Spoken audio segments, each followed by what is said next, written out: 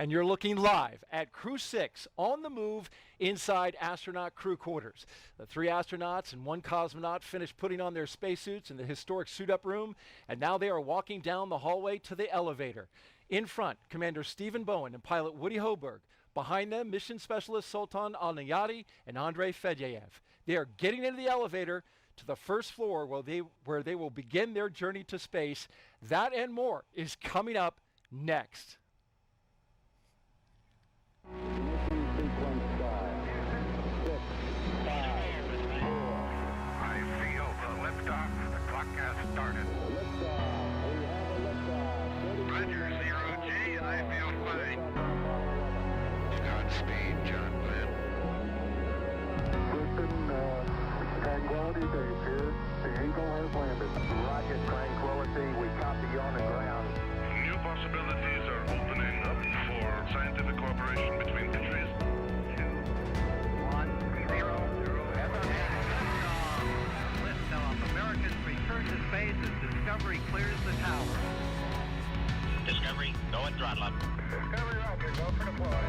Thanks to you and to everybody in the shuttle program. The crew is go for launch. Roger. Nice to be in orbit. We have followed in their footsteps to get us where we are today.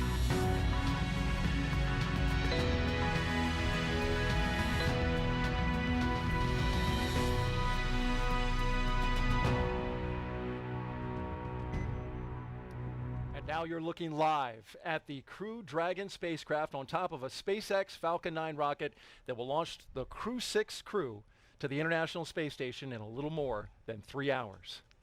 Welcome to the Kennedy Space Center in Florida for live coverage of NASA and SpaceX's launch of Crew 6, now streaming in 4K. I'm NASA's Daryl Nail, and with me is NASA astronaut Raja Chari, back by popular demand. Thanks for coming back. Yeah, glad to be back, Daryl, and hoping the second time is the charm, and hoping to see my first launch. Absolutely. We're excited to get your reaction on that. In addition to Raja's analysis, we have live updates from Mission Control in Houston and live interviews from our VIP location here at Kennedy. There you see them. Hello, Houston, and hello, Jasmine. And later on, at T-minus 1 hour, we will welcome in SpaceX live from Hawthorne, California. But let's begin quickly with a recap of the first launch attempt early Sunday morning. The day started here with the crew signing the mission patch inside crew quarters at the Neil Armstrong Operations and Checkout Building. They went through the entire process of suit up and transport to the pad where they ingressed into the Dragon capsule. The countdown moved along smoothly until reduced flow in an engine ignition fluid line was detected by the launch team. The launch was scrubbed with less than 3 minutes in the count. The astronauts remained in the capsule until the rocket was completely detanked. A disappointing moment for the astronauts, certainly, Raja. Yeah, I mean, I think they're obviously like an instantaneous, instant of a little bit of disappointment, but obviously the right, safe thing to do, and the team all knows that, and so they're ready to do it again today, and have learned from all that, and some great lessons learned. And now we want to focus on the front doors of the astronaut crew quarters, where those astronauts are ready to walk out. We saw them briefly in the window, and they are ready to go, just momentarily. Be doing it for a second time.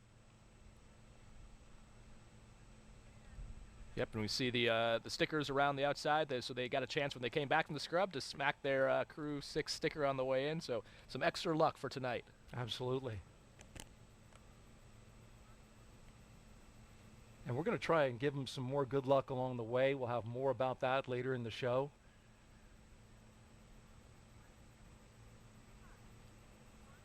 You see the sign above them with the names of Crew 6. Yep, and one of the reasons we didn't show some earlier suit up tonight was because it's our second. And here they come. Crew 6, walking outside of astronaut crew quarters for the second time, hoping to make the flight happen. 4 on countdown. Crew walk From out. left to right, Our displays are configured. Andrey Fedyaev, Woody Hoburg, Stephen Bowen, and Sultan Alneyadi.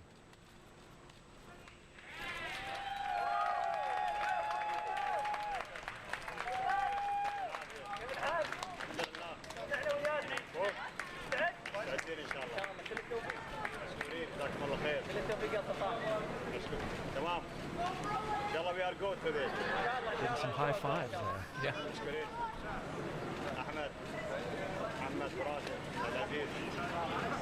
So you can see in the background there the SpaceX personnel getting ready to take them out in their Teslas. They're pre-positioning their cooling packs in the vehicles. Sounds like our microphone is close to mission specialist. It is, yep, close to the UAE area. We're looking at Captain Bowen now. There's Andrey, so a great chance for the friends, family, loved ones to come out and say good luck and see you later to the astronauts. You saw the administrator Nelson and Pam Mulroy down at the end there. The back of her head, and then the administrator just to the right of her. So Raj, this is the second time they're doing this. What's the kind of the mindset now as you see your family now for the second time? It's actually kind of nice because you get a little bit of time in between that scrub and this time to have, you build up to a lot of it thinking you're not going to have a whole lot of time, and then you get a little bit of extra time with your family. And I misspoke. That wasn't Pam Mulroy, there's Katie Maynard down there. But yeah, it's actually, it's definitely busy. So inside crew quarters, we can talk about that later. There's plenty of sims in there, but it's a nice chance to have a few more hours with your family on Earth. And you were able to have some communication with the commander during the downtime. What did he say about kind of their mindset? Well, so Steve commented that this is, essentially all in a day's life. Woody pointed out that this is almost like a free training sim for them. So, and that's kind of one of the reasons we saw them ahead of timeline tonight in the suit-up room is they've done it all before. So a lot of doing something the second time makes it a lot easier. So they essentially had another free dress rehearsal to practice it all. There's Woody Hoburg, the pilot for Crew 6, giving the wave.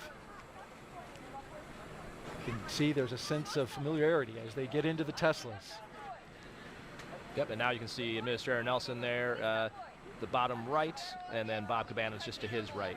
And I think that's Calvin Manning to his right, the Deputy Kennedy Center Director. So definitely a sign of the importance of this mission to have all the headquarters folks come down here, stay down here. The crew's not the only ones who stays down here between scrubs, they do too. So it's all hands on deck. So the second Tesla, the doors are closed for the commander and the pilot for the mission, and behind them, the mission specialists. In that second Tesla, they also include the flight surgeon. They ride along. And then in the third Tesla, those astronauts are with a second closeout lead. They take some of the closeout team with them on the way to the pad. And take a look at the license plate. We saw this last time. Crew Dragon with a number 6 for the G. Yeah, and this time I know. So last time I was surprised to find out that it changes each time. I was thought that it always said send it with a 3, but it turns out that was only for Crew 3. So Crew 3 was a special mission. Maybe not special enough for to put it on every single. Maybe I've been watching that video too much.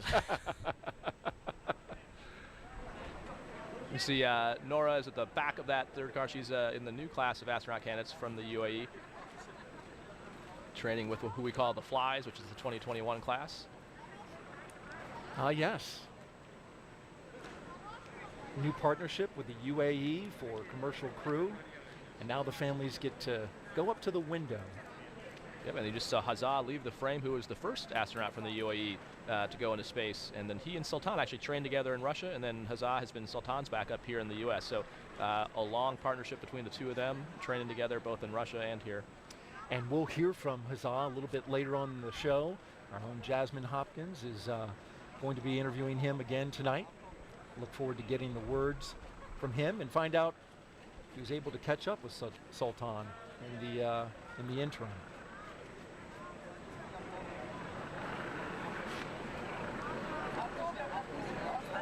So the final chance here, so when they get in the Teslas there, they actually hook them up to cooling boxes. So I mentioned before, you saw the SpaceX people kind of going behind the scenes. They get those positioned in the Teslas, so that's why there's some more time, and they use every second they can to talk to the families, which is why they have the windows down, still chatting with them, while the flight docs connect their suit umbilicals to those cooling boxes. That essentially just pumps cool air into the suit, because in the warm, humid Florida weather, it can get somewhat sweaty in there if you don't have some cool air flowing through it. Right, especially in the tight space. Exactly.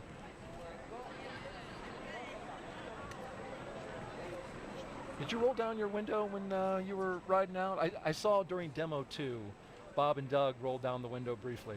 We did initially, but I put them up once we got going. And here we go with the crew departing the Neil Armstrong Operations and Checkout Building. This begins the 20-minute drive with a full security escort across NASA's Kennedy Space Center to Launch Pad 39A. And they're firing up the playlists right now, Raj, as you know.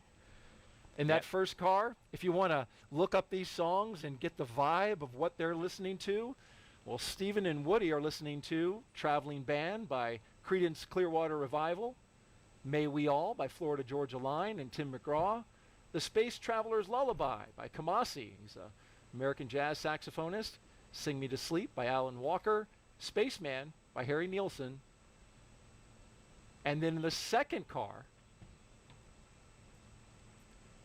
they got quite a playlist as well. Yes. What did you listen to? So this is it was a collaboration. So Tom and I were in the first car, and then Kayla and Matthias had a mix of U.S. and German songs. So it's like you said, it's kind of the emotional setup for the ride.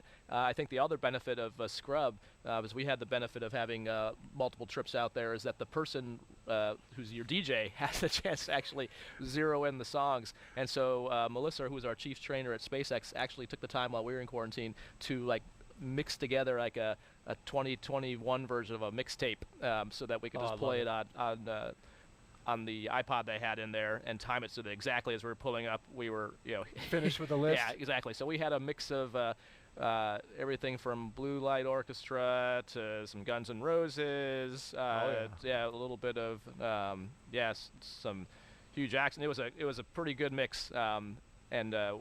Actually, Tom and I think Kayla and Matthias, in the travel back and forth to SpaceX and back and forth to different training locations, that's how we sort of sussed out what's on that playlist. I'm sure they did the same for tonight.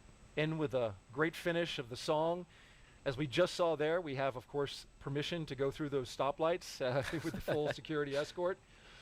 And hey, folks, listen, Raja has some great insight into spaceflight, what it takes to be an astronaut, how he got there. If you want to ask some questions, we want to invite you to participate. If you'd like to ask him a question over the next 3 hours, jump on Twitter, Facebook, YouTube, or Twitch, and send your question with the hashtag AskNASA.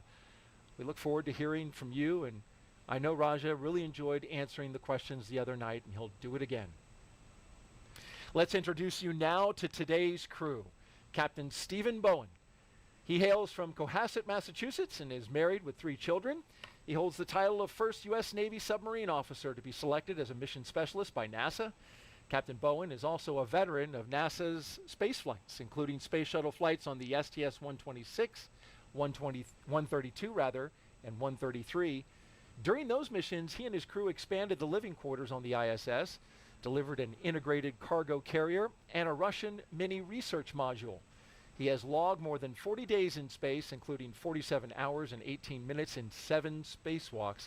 He's the wily old veteran, and today he's the commander of Crew 6, a position you know well. I do, yeah, and it's a great position for him to be in. Like you mentioned, he's got some serious experience and street cred, and much like Tom Marshburn on my flight, trusted to mentor and lead 3 rookies going up there, and so I know he's well up to the task and enjoying going on this trip.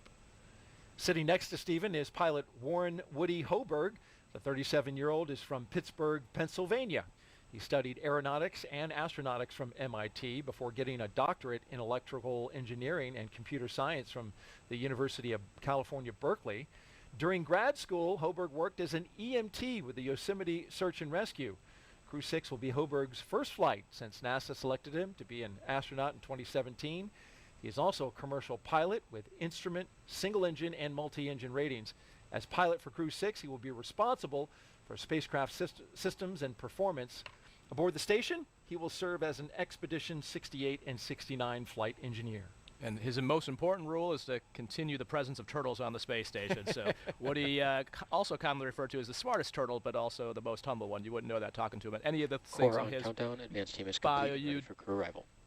You just heard the core call for countdown timing for the crew arrival. But yeah, all those things what he's done by themselves would be amazing, let alone in combination.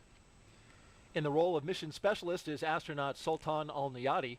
He was chosen by the Mohammed bin Rashid Space Center of the United Arab Emirates to be part of Expedition 68-69. The father of 5 spent most of his life in Al Ain and Abu Dhabi, but in 2020 traded that in for astronaut training in Houston at NASA's Johnson Space Center. This will be his first trip to space. You're familiar with flying with a bunch of rookies. Yeah, exactly. And can't understate how important this is. The first UAE astronaut going up on a U.S. commercial vehicle to the U.S. segment of the station. This is amazing. The fruit, coming to fruition of a long partnership and a lot of work to get us here. We saw a shot of the vehicle assembly building dead ahead, and they'll get up, make that right-hand turn, and go right by it. Talking about the mission specialists, it's also the first trip to space for the second mission specialist, Roscosmos cosmonaut Andrey Fedyaev. Andrey was selected as a cosmonaut back in 2012. He will be working to monitor the spacecraft during the dynamic launch and re-entry phases of flight. And once on board station, he will be a flight engineer for expeditions 68 and 69. Yeah, and great to have Andrey on board. I flew out here and back with Christina Cook for the first launch attempt, and she knows him and just has just an amazingly big heart, and it's going to be a joy to work with on the space station. Missed getting into space on his 42nd birthday the other day, but I'm sure he'll take a belated birthday present in the form of a launch tonight. I'm sure they had some extra cake back at crew quarters for him afterwards.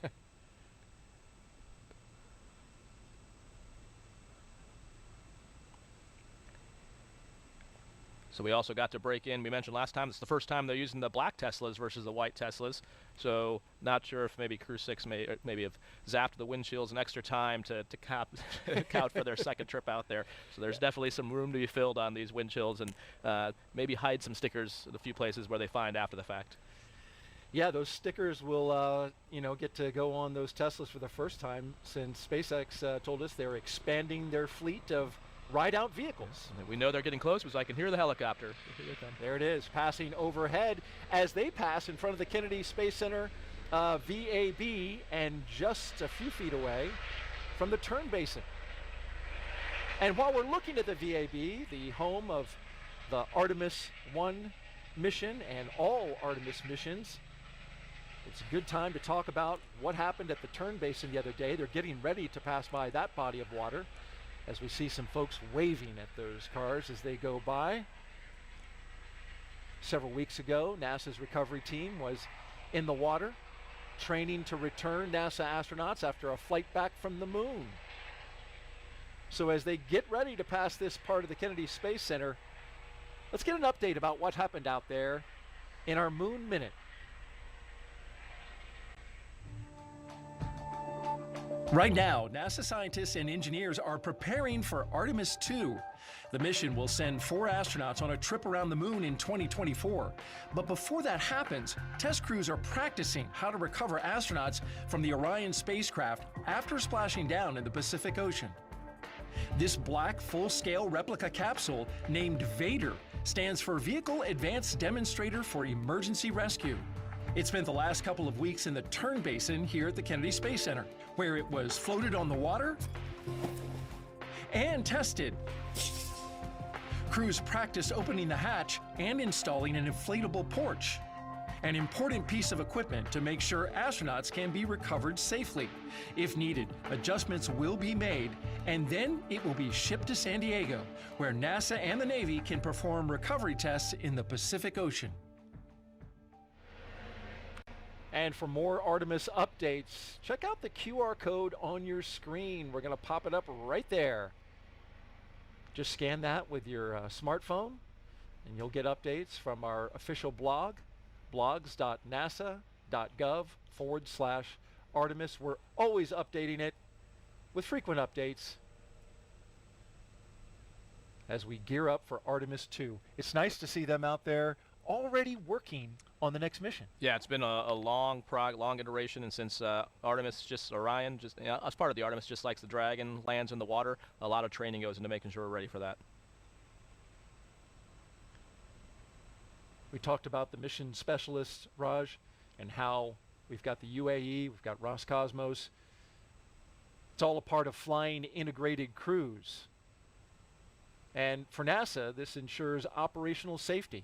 Crew members on station are trained to do maintenance and spacewalks, and it also protects against contingencies, such as a problem with any crew spacecraft, serious crew medical issues, or an emergency aboard the station that requires a crew and the vehicle that they are assigned to return to Earth sooner than planned. we had an issue with a spacecraft on station, a backup spacecraft. The Soyuz was flown up there, but in the interim, NASA always has a backup plan. And so the astronaut that flew up on the Soyuz had a ride to go home if it was needed. That's right. Yeah. So we always talk about the next worst failure when we're looking as kind of the mindset we have at Johnson Space Center and in the astronaut corps. And so yeah, exactly. Always thinking about what could go wrong and having a plan to deal with that. And that's exactly the case we're in. Now have another Soyuz up there, and so now back to what I would call more nominal ops. As the Caravan passes the security gate at the Launch Complex 39, let's check in now for the first time with Johnson Space Center in Houston, Texas, and that's where we find Courtney Beasley with an update from Mission Control. Good evening, Courtney. Good evening. Thanks, Daryl, and welcome to the International Space Station Flight Control Room at NASA's Johnson Space Center in Houston, Texas. Mission Control is essentially the nerve center for operating the International Space Station, working in tandem with our partner agencies and providers around the globe. Together, we've ensured the station is ready to welcome Crew 6. Leading the team inside the room right now is Flight Director Judd Freeling. He will also lead the joint NASA SpaceX Go No-Go polls once we're in integrated operations with Mission Control here in Houston and at SpaceX in Hawthorne, working together to bring Crew Dragon to its new home in space. Meanwhile, the crew aboard the space station is currently in a sleep period set to wake up around midnight Central Time. When we check back in later, we'll talk a little more about what the crew on the International Space Station has been doing to prepare for Crew 6. But for now, we'll send it back to the team over at Kennedy. Daryl. All right, thank you very much, Courtney. And Mission Control ready to go. Back here at America's Spaceport, we're watching the Teslas with 3 astronauts and 1 cosmonaut going through the security gate at Launch Complex 39A. So this is inside the pad perimeter. It's inside the blast danger area.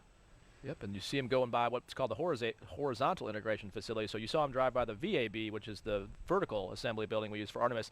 SpaceX actually integrates their vehicle horizontally, and then it rolls out. You see those railroad tracks there. That's how it goes out on the transport erector launcher there, the TEL.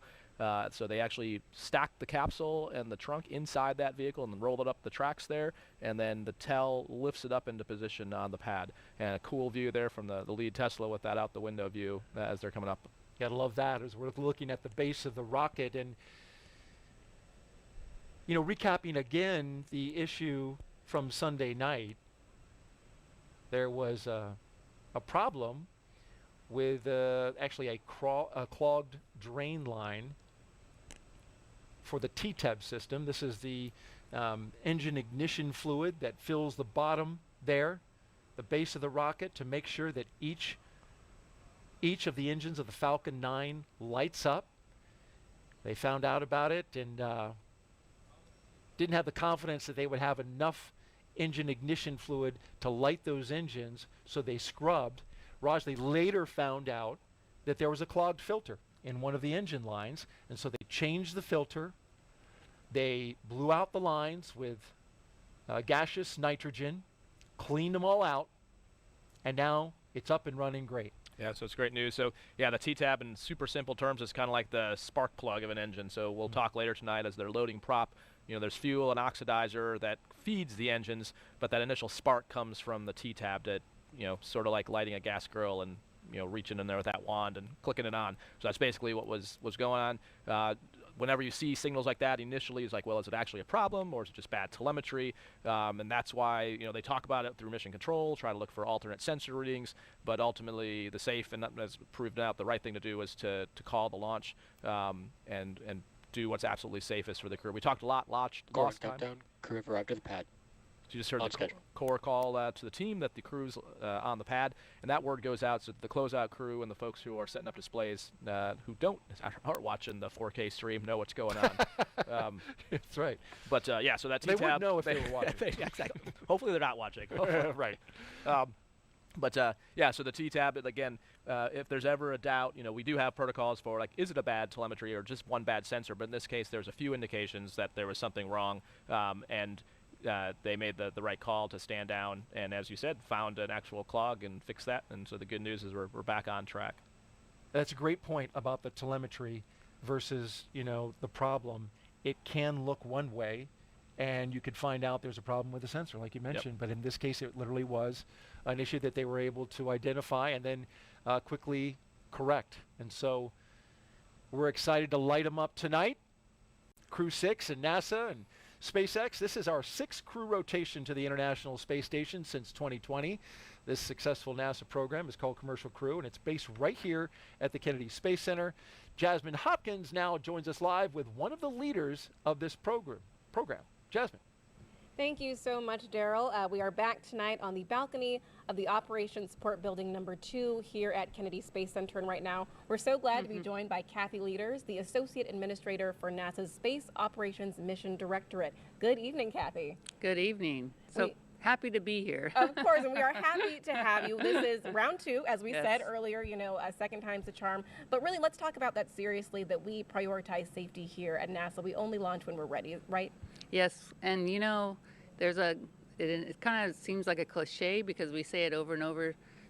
Space flight's hard. We say it's really, really hard. But when you look at all the things that have to be done perfectly to make sure we're flying safely, it is hard. And it's that attention to detail that makes us ensure that we're flying our crews safely. And so you just got to step through it carefully, and I tell the team, one step at a time. And, sometimes you can be almost at that, that 5-yard line, seeing the goal in sight like we were, early Monday morning.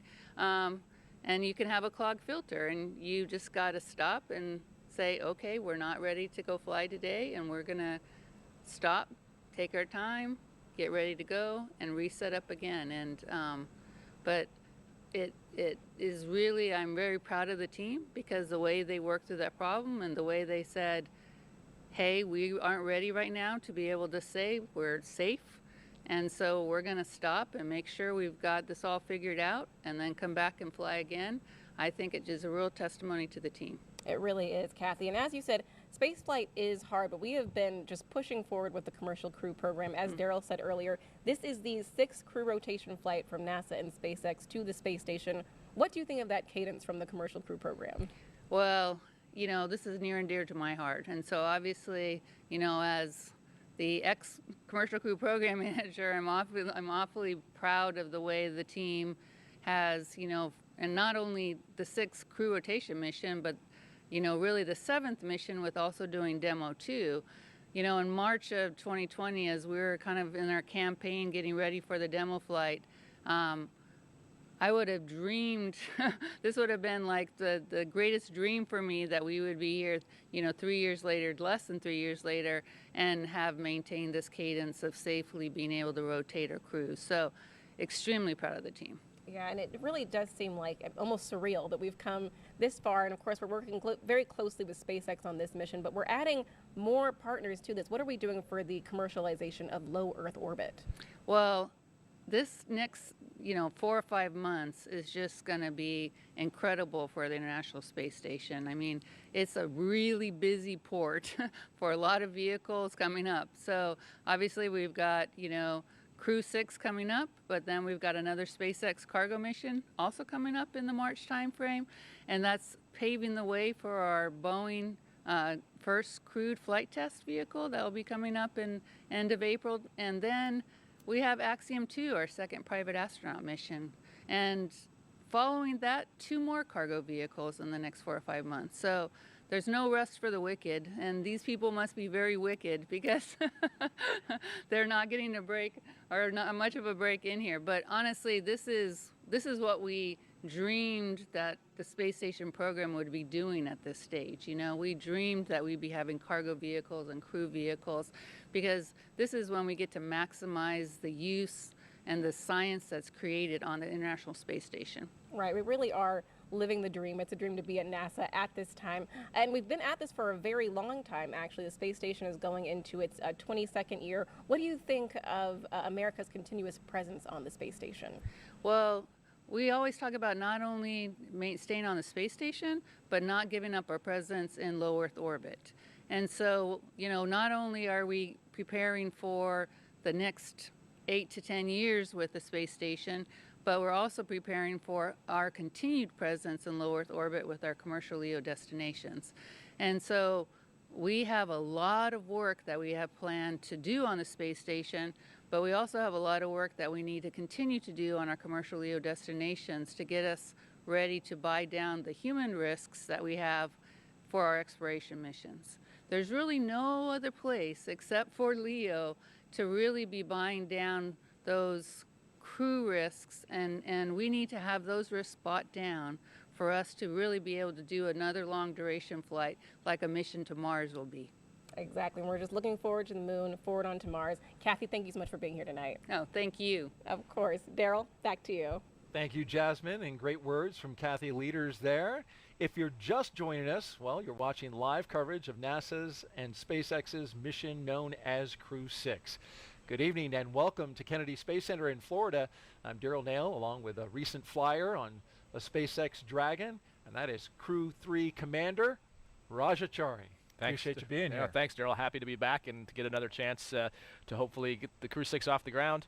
We're getting to see right now that them showing up to take a look at the rocket. We talked about last time the reason they have to crane back like that is the way that the suit constrains you, and it's built to be pressurized, but when it's not pressurized, and it kind of pushes down on your head and neck just a little bit. So taking one more look at the rocket before they head into the elevator, and I did hear from Woody that they did in fact change the labels on the button pad inside that, so it does actually say space on the top button and Earth on the bottom button.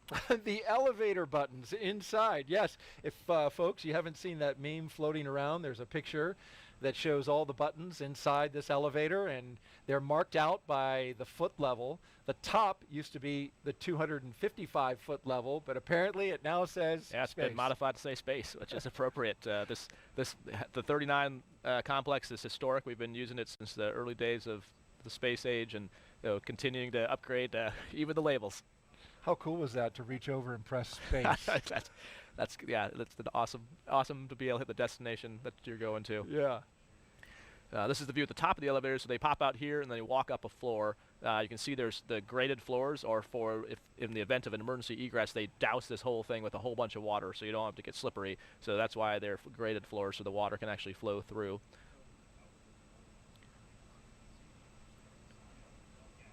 And you see astronaut Nick Hague is with them. He's number 12. See him turning the corner there? This is the astronaut support person. And Nick Hague, of course, an experienced astronaut, been up to space station, been through a launch abort himself. Great resource to the astronauts. Yeah, it's amazing. Reed Wiseman, who's the former chief of the office, likes to say that Nick is a unicorn. He's pretty much the only person right now that's well, he's been to space twice, even though he only won one mission. This is the first time they aborted. They actually ballistically went into orbit, so he counts that as two, rightfully so. Okay. But yeah, that's really, really unusual.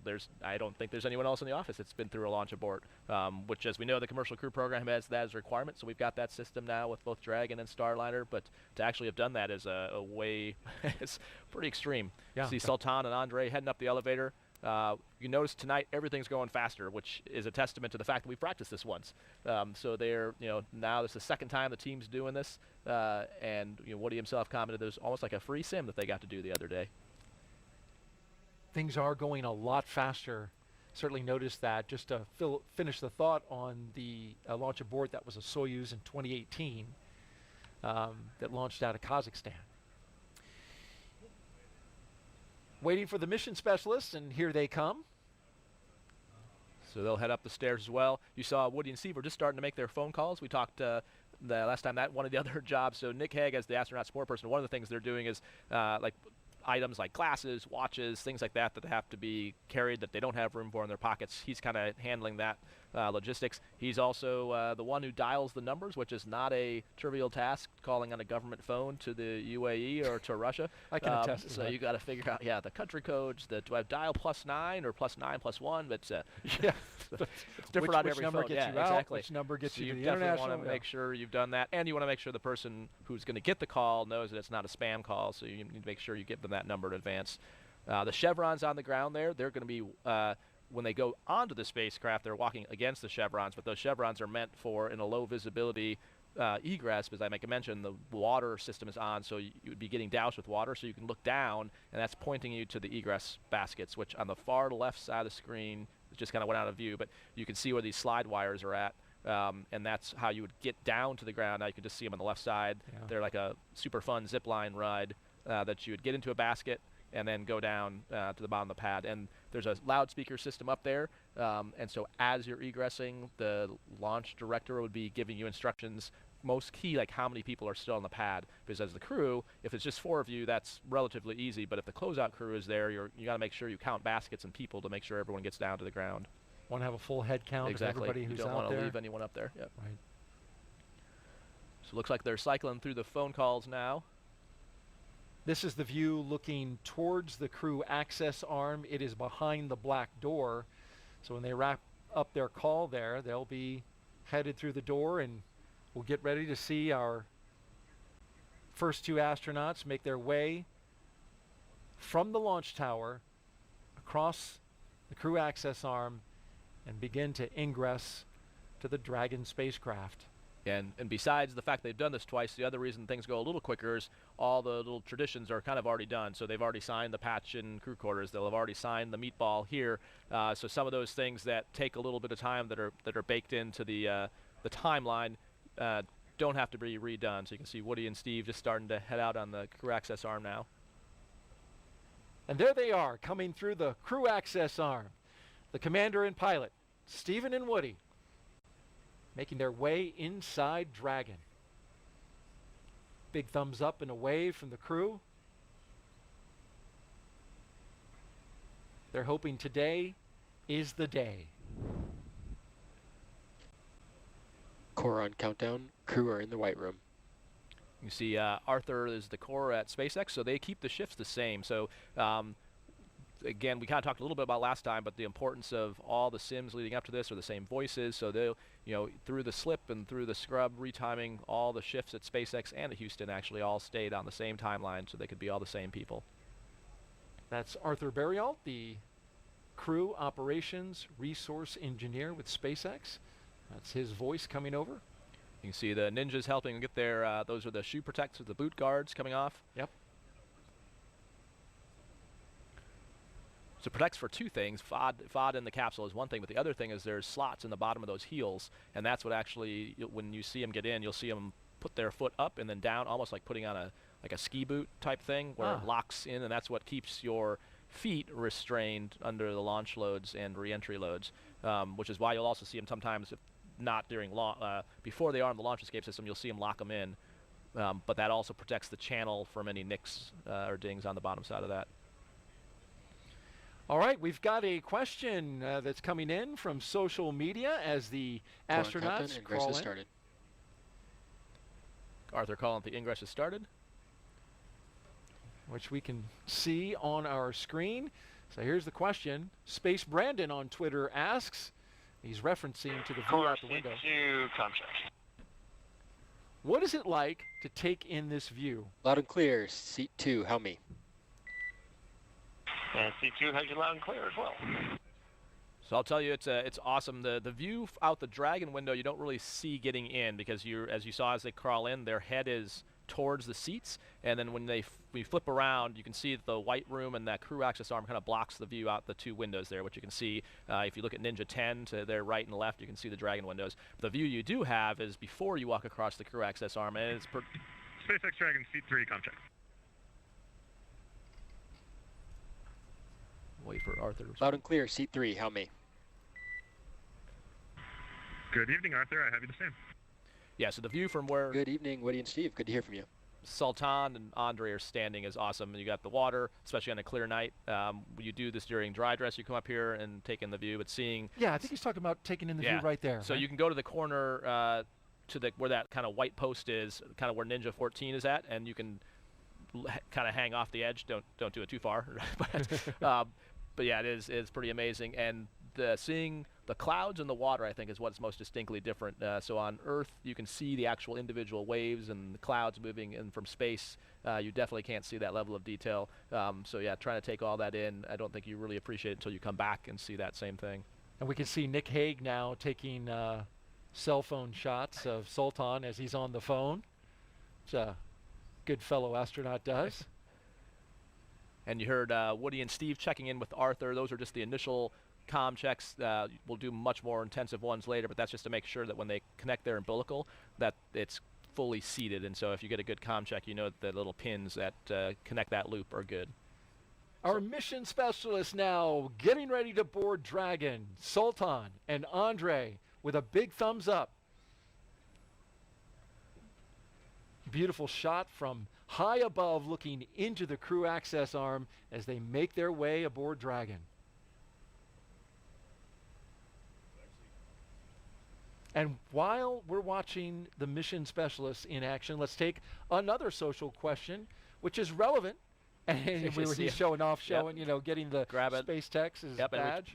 So it is. So we talked about last time they grab the ninjas' name tags to take with them, and they distribute those amongst the crew so they can fit them in their pockets and satchels. And the question there looks like, what's the mobility like on the pressure suit while walking around? It's actually fine. It's just a little bit of pressure on the top of your head pulling down.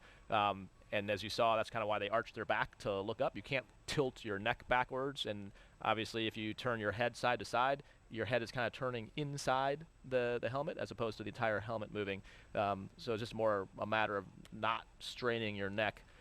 It's like traction almost. Yeah. It's just a mild traction. Yeah, and it can get hot, so you don't do a whole lot of action unless you have cooling attached to you, especially with the weather here. But compared, again, this is in what's called an IV, in-vehicle suit, IVA suit, not a EV or extravehicular suit. So way different than if you were trying to walk around in an EMU, which is what we use for spacewalks. That would be a way different story, and you probably would not be able to walk on Earth gravity, as it weighs upward of 300-400 pounds, whereas this one is meant to be able to move around. When it is inflated, it's meant to be in the seat. So if it was pressurized, it's not meant to be moving around in the cabin with it, because you don't really have joint mobility, so it's meant to be restrained by the straps and in the seats to be fully functional in a depressed scenario. There go our two mission specialists with the duck as they cross the hatch, being very careful not to touch or hit the edges of that hatch, because that seal is so very important to maintaining a good seal when they pressurize the cabin in space. And now our cameraman will go inside. Or wait. And so those are the crew satchels. You saw those white bags. Woody and Steve's are already on their leg. There's a little loop under there that the ground techs help connect for them.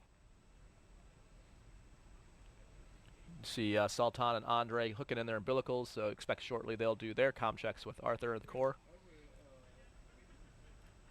And it's worth noting, for those who follow very closely, that SpaceX is now doing some of their checks and operations in parallel rather than sequentially. It could end up sequentially, but they're aiming for parallel, and that will reduce the total time of the operation starting right now by about 27 minutes. Core, this is MS2, C4. How to read me? Come check.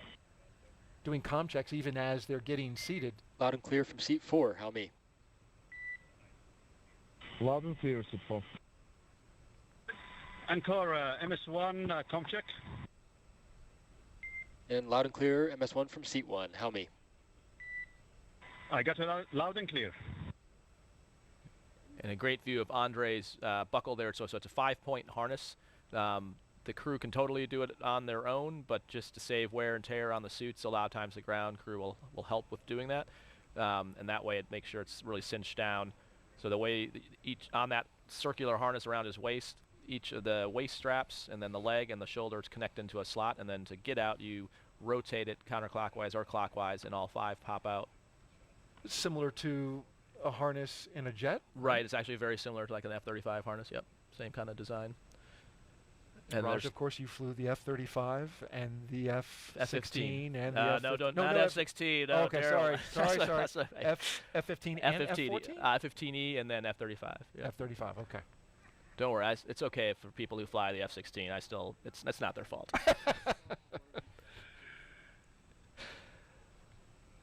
Well, the F-35 certainly the tip of the spear when it comes to the Air Force, and you were involved with that program for a while. I was, yep. I think the only job I would have left that job for was this job. So. And we're glad you're here.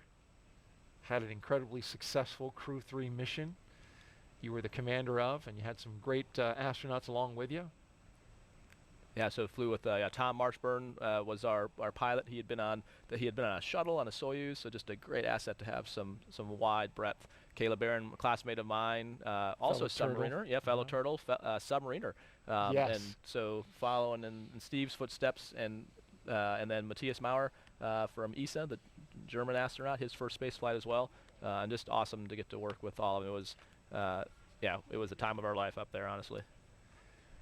And for those who wonder about what you mean when you talk about the turtles, it's the class of turtles, right? When you graduated into being an astronaut. Right, so a bale of turtles is the technical term. A bale of turtles. A herd okay. of turtles, if you will. Yeah, so the tradition in the astronaut office is the previous class names the incoming class. So we were named the turtles by the 2013 class somewhat as a derogatory yes, term? it was, I think slightly derogatory. It meant to be slow, but we took it as quite the compliment. So when the vice president announced our class in 2017, he made the analogy that when he grew up, if you saw a turtle on a fence post, you knew it didn't get there by itself. So we take it as a definite nod to all the people that got us here. Because the reality is, whether it's family, friends, the trainers at the different centers, we are just the doers, the eyes and the ears for the mission control, the flight controllers, the scientists, and our families to do the work. So yeah, we definitely did not get here by ourselves, and so we love the turtle term, and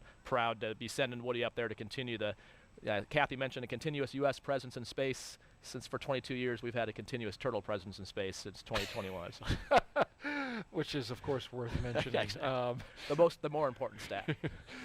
And I had also heard that, poignantly, turtles was fitting because when you graduated, it was Hurricane Harvey. That's right. Yeah, when we showed up, put a lot of water down in the Houston area. That was also a big part of it. Yep. You can see they're doing zipper checks right now. So there's there's three main zippers, one that goes from one leg to the other, and then one on each arm. And on each of those, there's an inner bladder layer, which is the actual pressure garment, and then the outer layer is the restraint layer. And then down on the boots, they actually have a boot zipper on top of that. But in each case, on the three main zippers, there's a white tooth that they're looking for, and you get a two-person check. So the person that does it looks for it, and then someone else visually verifies that white tooth is visible, which guarantees that the pressure garment is sealed. Get that good seal, critical safety component for these suits.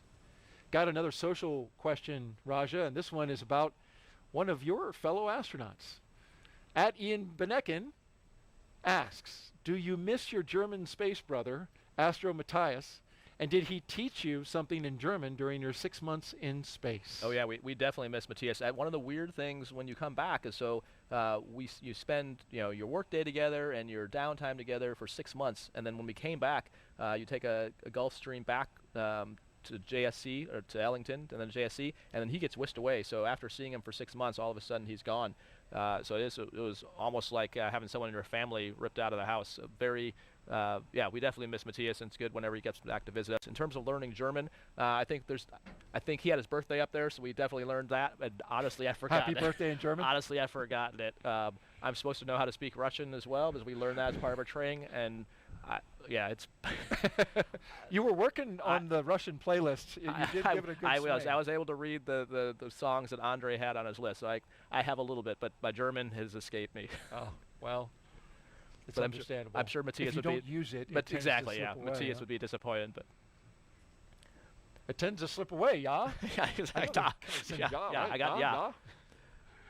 So again, way ahead of schedule here. So normally on the timeline the crew is using, but 2:35 prior to launch would be crew ingress, and you can see they're already pretty much there already.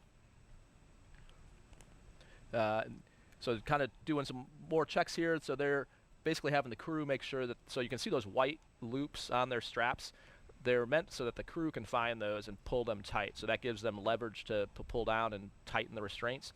And so there's 4 of them, 2 for their shoulders, and then you can see, like Woody, you can see a little bit of better example down underneath his hands. You can see there's kind of a grouping of 4 of them. So 2 for his shoulders, 2 for the legs, and there's also toe loops, which you can kind of see on Steve's. You can see him up near like where the like the top of his foot, and those we talked about sliding your foot into that restraint, and then the loop goes over that you then tighten with those straps. So that's basically what they're doing now, is checking each one of those four on all four crew, and making sure that they're not too tight, especially for their feet, and completely restrained on their shoulders. That was a great shot we just saw by the SpaceX camera team that showed one of their closeout crew members exiting the spacecraft. You got to feel as he went through it just how tight that space is. We've been following the launch teams as they continue working through the countdown. Currently, no issues are in work at the moment. Earlier this evening, around 7 p.m. Eastern Time, there was a hydraulic leak detected out at the pad, but it was a minor one they were able to get repaired pretty quickly, and didn't disturb the count, as we see our crew waving goodbye before the SpaceX cameraman exits the capsule. You see over Woody's right shoulder the 3 previous stickers of the crews that have flown in Endeavour. So once they get on orbit, I'm sure they've got a sticker in one of their pockets to add to that bulkhead back there. It's a great observation there, Raja, because this is the fourth flight. Dragon, the crew is ready for com checks. The fourth flight for the Dragon Endeavour. SpaceX copies, stand by for umbilical com check. The first 3 were Demo 2, Crew 2, and Axiom 1, which was up at station when you were there. They were, which is the first private mission to the U.S. segment. First time we've launched private astronauts from the U.S., so yeah, a pretty historic mission, and just the start of things to come. You heard Kathy Leaders mention Axiom 2 will be launching in the near future, so we're definitely incorporating the lessons learned and moving forward. Yeah, what was that like? You've got your NASA job to do up in space, and then you're also helping private astronauts. Yeah, we enjoyed it. I think the key is partnering on the science. So they bring, I think the interesting thing is you've got private... Commander, pilot, MS1, stand by while they do MS2, their com com check. checks. Commander has you loud and clear.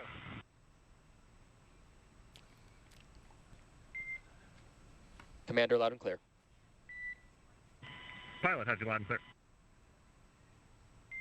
Pilot, loud and clear. And the MS1 got you loud and clear. MS1, loud and clear. And MS2 got loud and clear. MS2, loud and clear. Umbilical comm checks are complete. Report when ready for seat rotation.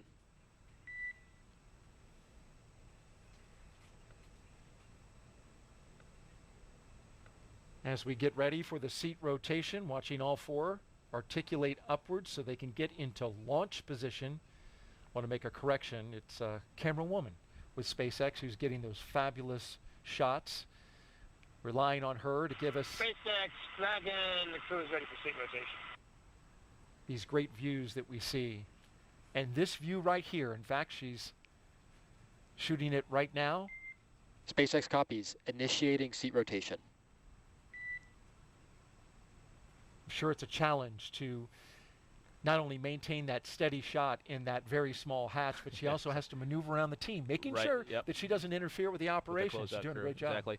Yeah, so there you can see the seats moving. So they're in procedure 4.100 on the display, so that's what Woody was interacting with there a second ago. That comm check they did before was just checking the hardline communications, so their umbilicals through the spacecraft, through the umbilical to the ground. Then they are now in 4.100 for seat rotation, so you saw them talking before Steve said they're ready. That was just making sure they verified visually that all their arms and everything was clear of the translation path of the seats. You don't want anything getting pinched. And then what they're watching now on the displays is what's called a tack count, which is the motor that's running the seats to see if anything is out of limits. Looks like it was a good rotation, and they'll probably report that here shortly from the core. And you can see. Does it make a cool motor high-tech sound? You can't actually hear it. No? You know, you can. It's more like. Dragon, SpaceX, seats are in the launch position. SpaceX Dragon copies and concurs. Now you can see a great view underneath their seats of what else they're taking up to the space station with them. So those central ones there, those are cold lockers. So definitely some kind of science in there that that has to be preserved at a particular temperature. The left side, the aft two look like it's some kind of cargo. The forward two, which we can't quite see, is survival equipment. That'd be the red. And then the right side looks like a semi-larger piece of cargo. We call all those things CTBs, those containers, and they are referred to by the Dragon size. SpaceX, you are go for Section 2, suit leak check preparation. And SpaceX Dragon copies go for Section 2, suit leak check preparation. So that bag is red for a reason. Right, so it'd be easy to spot, gear. exactly. So So spot that real quick. the timeline, so they have two displays, well, three displays, but the two they're probably looking at is one's called a timeline, or event details we call it. Normally be ready for suit leak checks about 2:14 from launch, so again, running ahead, which is good. You heard Arthur ask him, or the Corps ask him to get ready for the suit leak check, so you saw them just pull their visors down. Steve's talking to him right now about the reminder to remain still. There is a way for the crew to stop a leak check, and the reason you would do that, because as it's pressurizing, let's say you got a hot spot in the suit, that pressure bladder, there's folds in that, so as it inflates, it could poke into the back of your knee, elbow, or joint, and so there is the ability for the crew to stop that if someone's experiencing pain. Come in there and make the adjustment. Exactly, yep. And so they'll leave the door open for Right. that reason? Yep. Yeah, and also if the suit fails the leak check, they've got some components up in the white room there where they could come try to fix something. But the reason they did the SpaceX Dragon tear is complete, and we are ready for leak checks. SpaceX copies, you are go for Section 3, suit leak check. And we are go for Section 3 suit leak check. That's in work. So the whole reason they do the leak checks in the suit room is to find any gross malfunction and know that the suit is fine. So if there were something between the suit room and now, you would suspect it was probably a zipper just not being fully sealed versus something actually wrong with the suit. So right now we're seeing those suits inflate? Not quite yet. Not So quite we'll yet? see them. Yeah, the way you'll know is you'll see their arms kind of go out like zombies eventually, which they're just kind of they're stretching out right now. They're looking at what's called a suit transducer. So they're wanting to make sure it's in zero. You'll hear Steve tell them that the tear is done.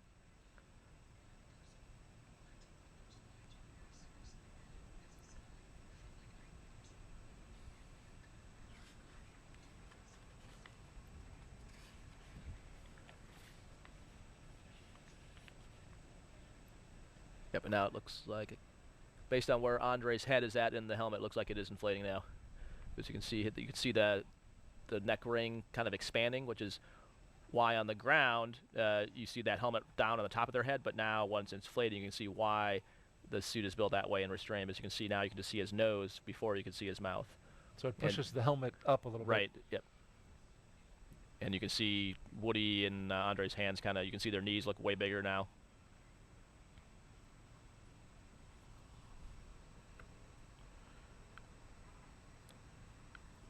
And so they have an indication of what the suit pressure in each seat is at by individual, and they're waiting to see if it holds steady at full pressure.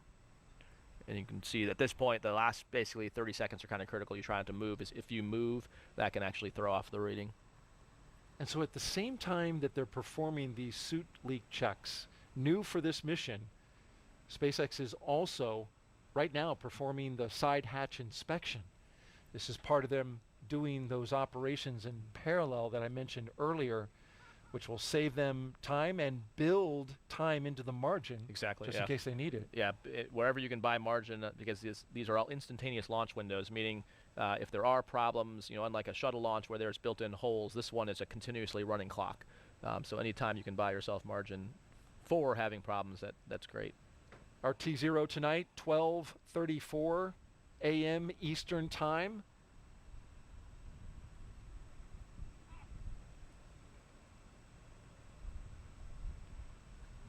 The range continues to report no issues, so we're looking good there. Also, Raja, the weather forecast continues to be acceptable. Take a look at this. Just like on Sunday, only a 5% chance of violation for weather. The only concern would be a flight through precipitation, which would come in the form of a cloud. SpaceX Dragon, 4 nominal suits. Well, there you had the 4 good suit leak checks. SpaceX copies and concurs. Closeout team will now perform final closeout steps and exit the capsule. Proceed to Section 4, side hatch close, and report when ready to close the hatch. Additionally, stand by for ground station comm checks. SpaceX Dragon copies. We're in Section 4, side hatch closure. It's good to hear the good suits, and there we see them already well working underway with that side hatch inspection. Yep, so I'd expect the crew will pop their visors back open here shortly.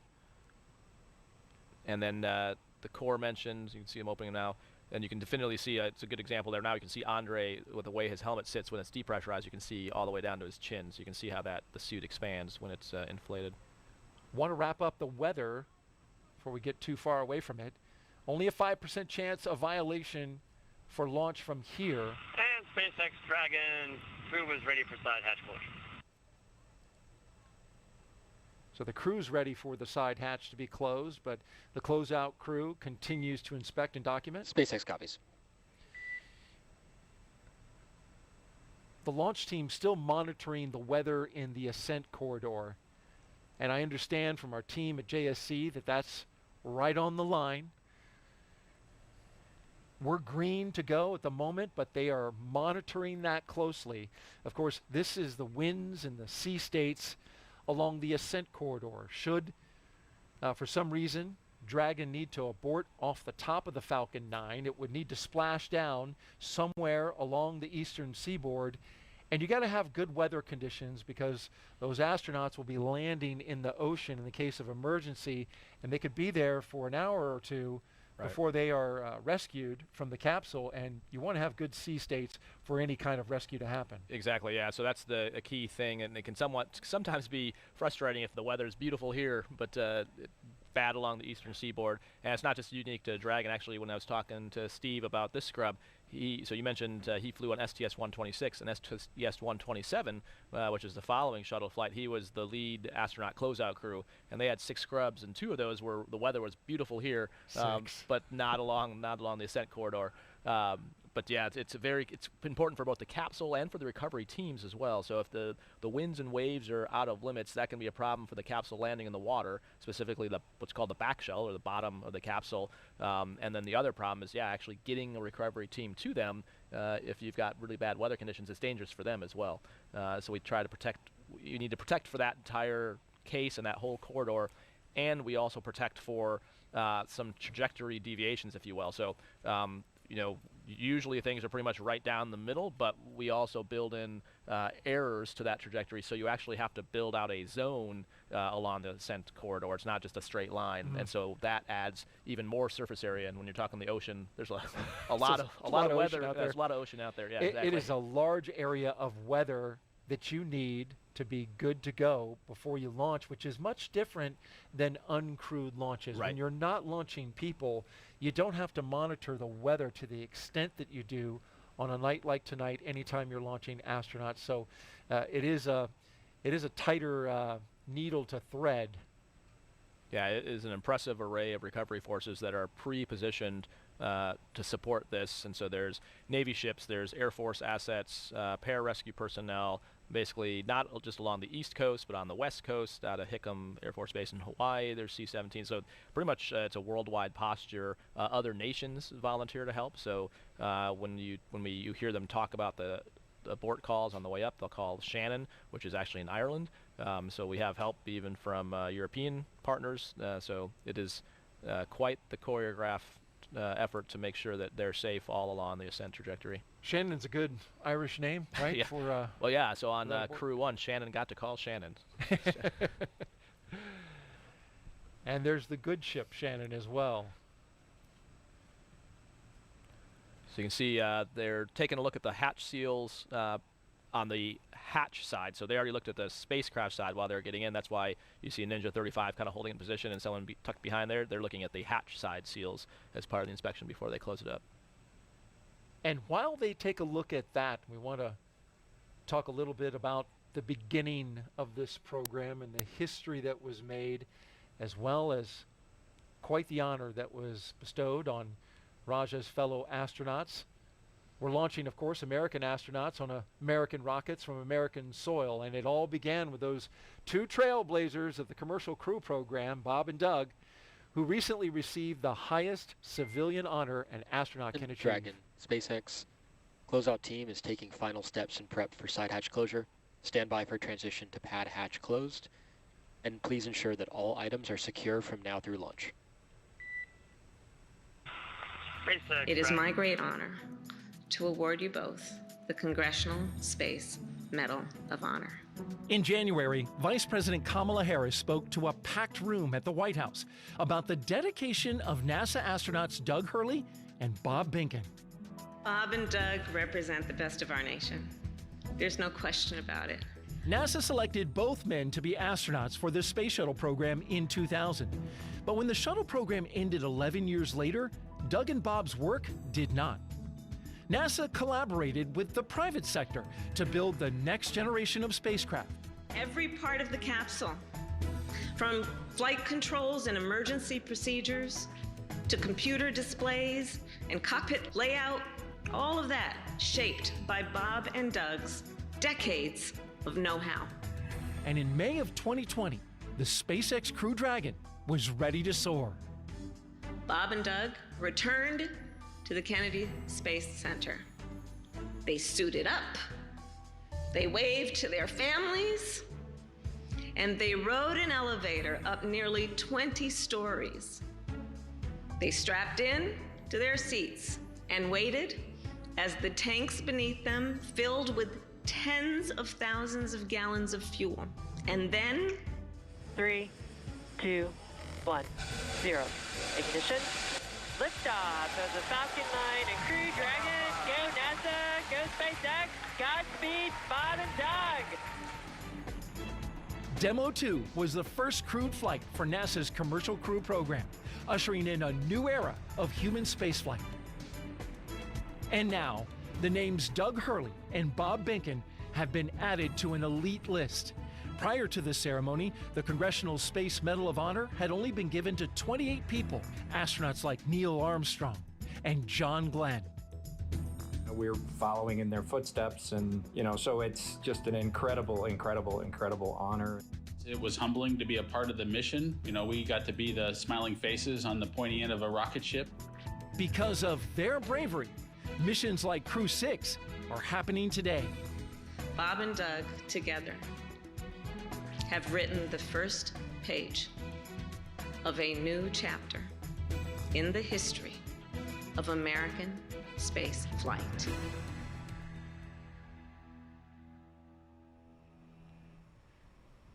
Well, congratulations to both Bob and Doug, and a well-deserved honor.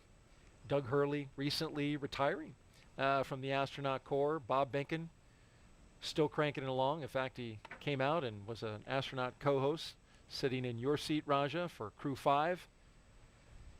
And it's a great contribution. I like the soundbite where he said, the smiling faces on the pointy end of a rocket ship.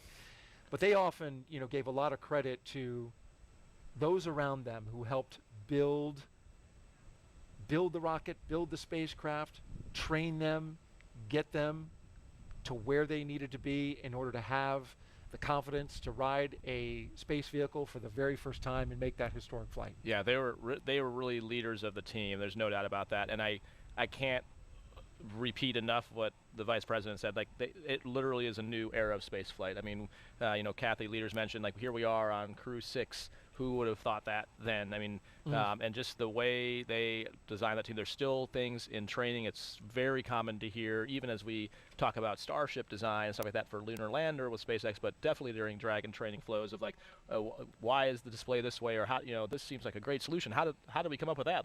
Bob and Doug, and they were so inclusive in training as well. I distinctly remember getting to come out on some trips and Doug and Bob having me sit in the capsule with them, and them taking the time, not only they're doing the sim, but also showing me this is what this means, and this is why this display is doing that. So I mean, they brought everyone along with them, and so it wasn't they're being very humble, saying, they are riding the rocket, but they brought that team along, and they spent many years before Demo 2 developing the work, working with SpaceX, working with the NASA teams. I mean, over a decade of work to get to where they were, and so very well deserved, and couldn't be prouder of them. And they have left a lasting mark on the astronaut office, on the agency, and really on the nation. I mean, we have now an entire industry that didn't exist, you know, before this commercial crew program. I mean, it's quite amazing when you look at like going to SpaceX, going to Boeing, going to these places that are doing these programs, and seeing all these engineers that have a place that they're proud to go to after college and want to go to. It's inspiring, and yeah, it is an exciting time coming down here to the Cape. You just see the buzz down here. There's so much going on, and they kicked all this off.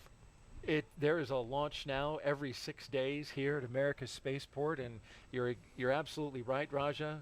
You know, we've never been this busy. Yeah. You know, aiming for more than 100 launches this year, just SpaceX alone.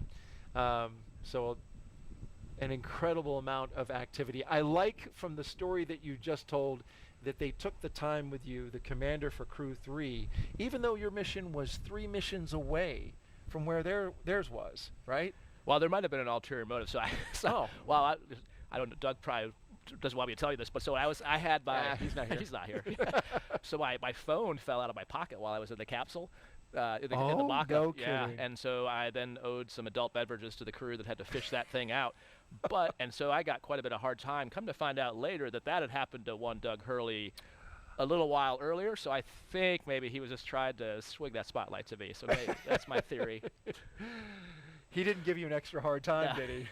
He might have. Oh, yeah. he might have, even so. Okay. No, but yeah, it was awesome though. No, I mean, it was, and you're exactly right. That kind of mentorship is exactly what we lean on in our office. We have a term called IAs, which are instructor astronauts, and those two epitomize that, bringing the whole Corps along with them, and they had the lessons from shuttle, and you know what worked, what didn't work. They'd seen Soyuz over the years, so I mean they had such a wide breadth of experience to pull into what SpaceX and NASA designed. And while we're speaking about honors that come out of the White House, Raja, you were nominated by the President of the United States for the appointment to grade of Air Force Brigadier General. It's a nomination, so you're still waiting, you know, Senate approval, but congratulations. Thanks very much. Yeah, we're very humbled and proud to get to continue serving in that next grade. So yeah, excited to get to do that here at NASA. NASA's military astronauts. We have a number of them here, you being one of them. Very proud to have you both serving our country and helping us explore space. Yeah, and we love our jobs. And I can see why. This is an exciting time. Certainly we talked about that. And we're taking a long look at the hatch at the moment, probably making some final uploads of the seal there. And as we do that, let's check back in with our Courtney Beasley at the Johnson Space Center in Houston, Texas. Courtney. Thanks, Daryl. As we said earlier, the team here in Mission Control Houston is actively monitoring the International Space Station as they await Dragon's arrival. The crew aboard the International Space Station is currently in a sleep period, and they are scheduled to wake up at midnight Central Time. They have completed a number of tasks to prepare the station for Crew 6, like setting up tools to monitor Dragon's arrival and prepping the sleep stations for the new residents. Many of their clothes and other belongings launched on a previous cargo resupply mission. And then back here in Mission Control Houston, Flight Director Judd Freeling and his team are in constant communication with the SpaceX mission director for Crew 6's launch to the space station. Once we get into integrated operations, the NASA flight director will be conducting this series of go, no-go polls at the predetermined checkpoints for Dragon's approach. We'll continue to follow along from here in Mission Control Houston. And during our launch coverage, we like to highlight employees in the commercial crew program who are working behind the scenes to make today's mission possible. Earlier this week, Kennedy's Jasmine Hopkins spoke to NASA's recovery director for Crew 5. Let's take a look. Joining us now is NASA Recovery Director Brian Barry. Thanks for being here. Of course, thank you. Of course. So, Brian, we understand that you are the NASA Recovery Director for Crew 5, but you've actually done a lot of things for human spaceflight. Can you tell us more about that? Sure. Yeah, that's right. So I started my career as a flight controller for the ISS program. My team was responsible for maintenance on the space station. So I had the opportunity to work directly with the astronauts, train them on tools and repair procedures. So that was a lot of fun and something I never thought I would do when I was studying to be an engineer. After that, I moved over to the safety team, and I was our safety rep for the Commercial Crew Program Safety Panel. So that was my first exposure to CCP, and I would go review the hazard reports for Dragon and Starliner. That was a pretty neat experience also because I was able to work with Bob and Doug prior to Demo 2 and just kind of work with them on the hazard reports and get their perspective on the risk and the mission overall. After that, in 2020, I came out to Commercial Crew and I work for them directly now, and I've been doing launch and recovery operations since then. On the launch team, my role is to lead the rescue effort if we need to. If there's a pad emergency egress or a pad abort, the launch rescue director calls in the rescue forces. So that's what I did for Crew 5 launch last year. And then as the recovery director, I lead the NASA portion of the team that goes out on the ship with SpaceX. We bring out our flight surgeons and we check out the crew and we load them up on the helicopter and get them back home. Right, so you've worn a lot of hats for the Commercial Crew Program. How did your work as a flight controller in Houston prepare you to be a NASA recovery director?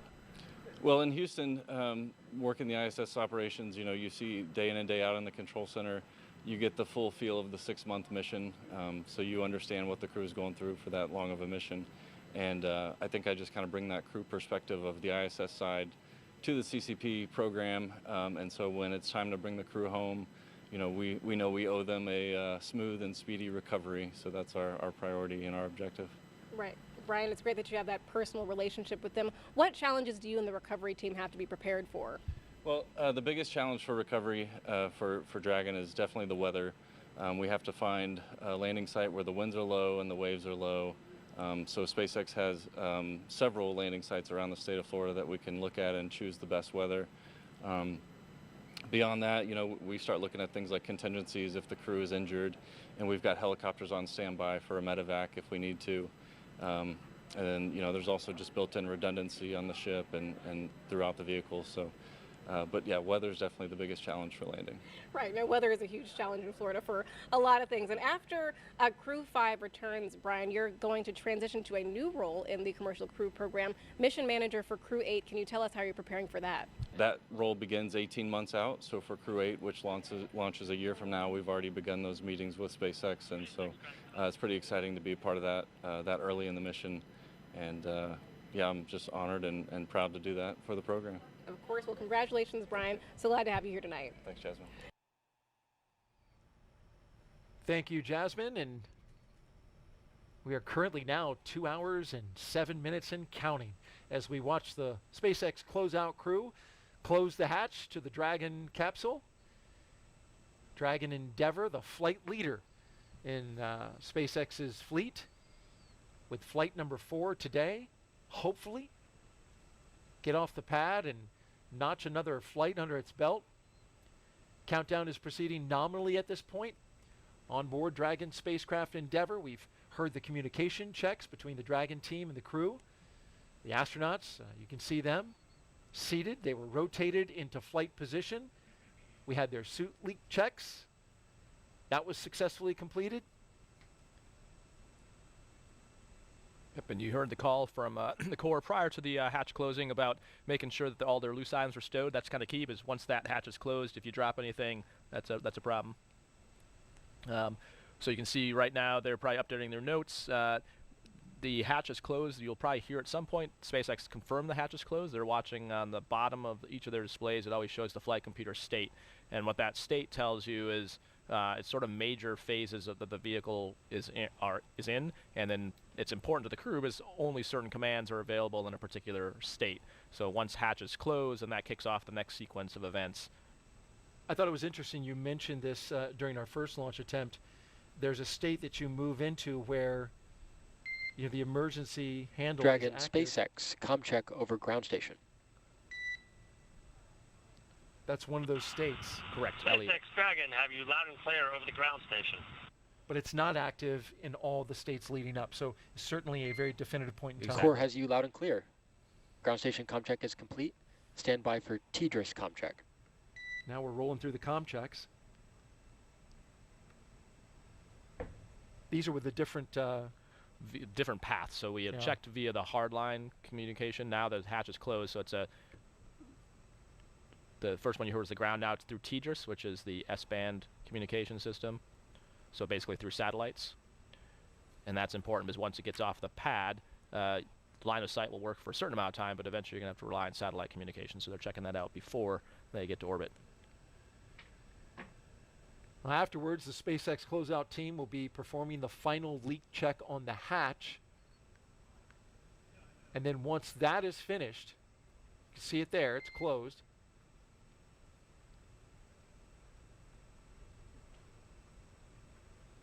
The team will begin steps to ready the access arm for Dragon, SpaceX, ComCheck. SpaceX Dragon, have you loud and clear? Core, loud and clear. TDRS ComCheck is complete. Stand by for ComChecks with DC, MD, and LD in the launch configuration. And so what they're checking now, the MD is mission director, LD is launch director. Dragon, DC on countdown 1, ComCheck. DC Dragon, have you loud and clear on countdown 1. DC, loud and clear. Stand by for ComChecks with MD. Now, while this is Dragon, happening, MD on countdown 1, ComCheck. the closeout team will leave the pad at T-minus 1 hour, so they'll stay MD here. Dragon, have you loud and clear on countdown 1. They'll be with them for the next hour, and then leave at MD, T-minus loud 60 and clear. minutes. Stand by for ComCheck over Dragon to ground.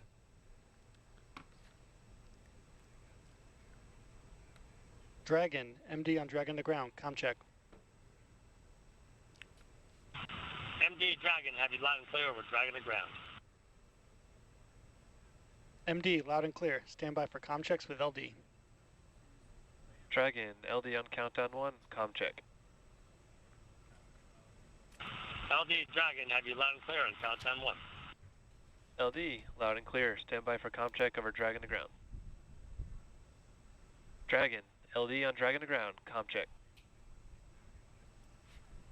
LD Dragon, have you loud and clear over Dragon to ground. LD, loud and clear. Dragon, SpaceX. Launch configuration ComChecks are now complete. SpaceX Dragon copies.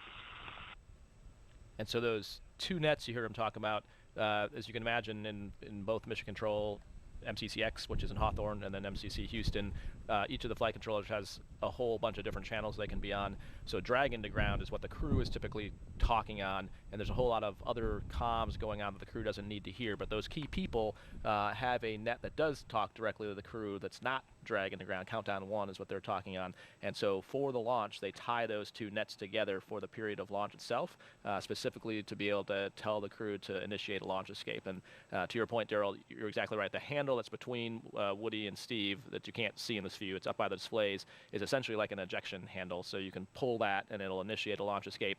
But exactly like you said, it wouldn't do it right now. You could pull the handle, nothing would happen.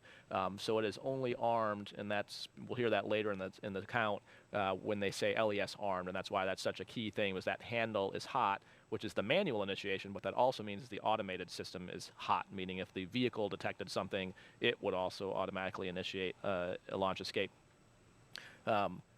But the reason they tie all those people together is, especially during ascent, you want the quickest word to the crew if there's something that would tell them they should manual initiate an escape, and that's why they make sure that those loops are properly tied. So it's on the ground that they're doing that. It's pretty much Dragon, transparent SpaceX, to the crew. commencing health check for launch escape system. Expect momentary flight computer state change, followed by transition back to pad hatch closed.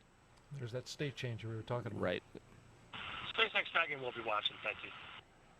And so why so they're not arming it yet, but what they're doing is checking the automated parameters. So they put it into a mode to look at the automated triggers to make sure none of them are showing out of limits, because right now sitting on the pad, it should be fine. So if there was something that's like a bad sensor or bad telemetry, you'd want to know that now before you put it into automated mode and then inadvertently trigger an escape. So that's what they're checking.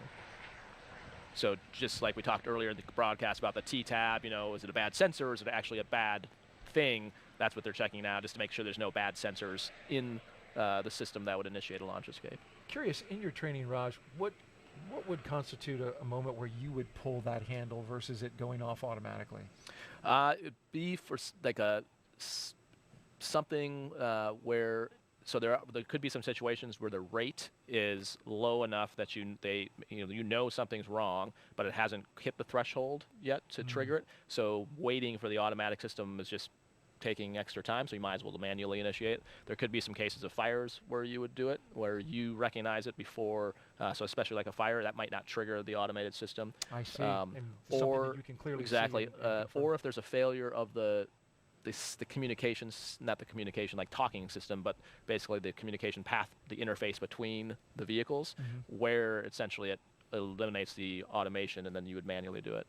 So there's a few cases you would be very hesitant to do it. You'd want to be very confident, right? Because it's it is a emotionally significant event, both from it is physically and physically, yes, yeah, it is a lot of G's, very fast, and so it's going to rock and roll you quite a bit.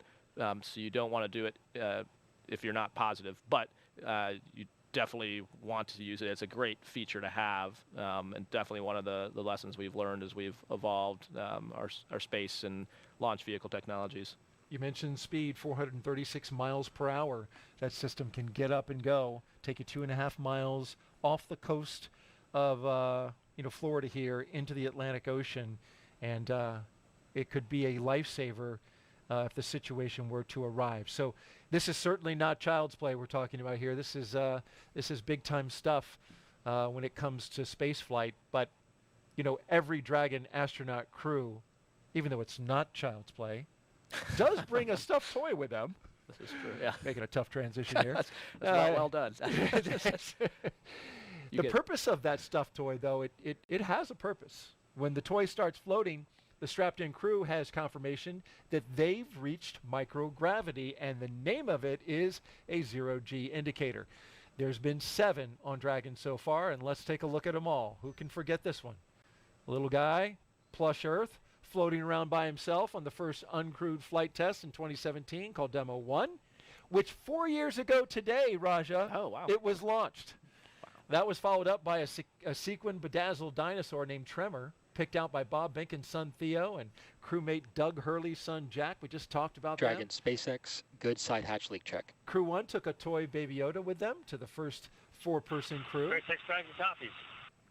And then, since then, it's been all stuffed animals. A penguin for Crew 2, a turtle, your turtle, for Crew 3. And then for Crew 4, it was a turtle and a chimp. Double turtle. Double turtle. And then for the last mission, the first humanoid, the little Albert Einstein little thinker plush doll. And so we didn't get to find out in our first attempt what Crew 6 is doing. Well, I'll be honest. I know. But we're saving it until they get up into space. And we should see it, once they get up there. Exactly. Yeah, and the history of it is, you notice in some of those pictures, the crew was already out of their seats, but in reality, when you first see it deploy, they're still strapped in. And so even though you in your stomach have that feeling of being in a roller coaster and you're falling, you aren't actually moving. You're still fully strapped in. So the way you can check your senses is your zero-G indicator starts to float. And so in our case, our turtle was named Fowl, which was a nod to Matthias, since that's German. It was also specifically a peacock turtle, because Tom Marshburn is a class in the peacock. So it was a conglomerate of effort to have a zero-G indicator that represented the whole crew. You heard Arthur call the side hatch leak checks are good, which is a great sign. And it's going to take a while now for the closeout crew to actually clean out the white room. There's a whole bunch of work they're doing as they start to do that, but it looks like everything's on track. Yeah, we've had the comm checks, the seat rotation, suit leak checks, they're complete. And so now we're just tightening up that hatch. And while we look at this shot, we can look to the right. We see the NASA meatball with all the signatures around them, along with the SpaceX logo. Every human who goes into space gets to put their signature on the wall there. And Raja, of course, yours is there, along with your Crew 3 crewmates. But, Dragon for the second SpaceX attempt, status update. They didn't have to do it. So that helps save some time there as well. SpaceX Dragon, go ahead. All right, we are going to repeat the ground station comm check just to do it one more time on our end and make sure that we're properly configured. Following the ground station comm check, I'll step into the post-ingress crew briefing, and after that, we'll step into Falcon 9 operator comm checks. SpaceX Dragon copies. Understood it all. Thank you. Going to run the comm checks again. Yep, so probably maybe they had to reconfigure something, or maybe someone wasn't on or didn't hear it maybe, so they want to just make sure everyone's tied in. And then you heard the Falcon 9 operator comm checks after that, which we haven't done, and that will be when you hear the different subsystems for each of the Falcon 9, the main parts that they're monitoring that could lead to a launch escape. They'll all chime in, and again, so for the same reason I described before, making sure normally those people wouldn't talk directly to the crew, but if you had, one of those systems that that was your question, like, hey, when would you do it? Like, well, that would be a time, like, if the GNC, which is Guidance, Navigation, Control, sees something off that they think is dangerous, they can have the ability to call the crew directly and tell them to initiate a launch escape. Okay. Great insight. It'd be like a trend they're seeing. Maybe it hasn't hit the automated limit, but they know it's going to, and so if it buys you a second or two, then it's worth getting that call. Might be faster than the automated system. Right. And that's why they're consolidating the communications to the crew, as Raja has mentioned. We have an hour and 53 minutes until liftoff at 12:34 a.m. Eastern Time here from the Kennedy Space Center in Florida, America's spaceport.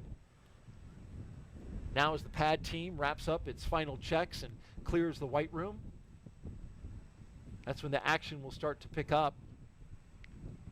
We're looking forward a little bit. Crew access arm will retract. We'd have the arming of the launch escape system, and then of course prop load. So we will keep this live view of the crew here as they're sitting tight for the next hour or so. Rajachari doing a great job of keeping us informed about what's happening as we watch it. And if you want to ask him a question, we're taking them. Just head on over to social media. Oh, great question actually on there. So actually the one's not a question was a shout out from Steve Bowen's fellow submariners. Looks like we've got one here that from @Danny Scara. Okay.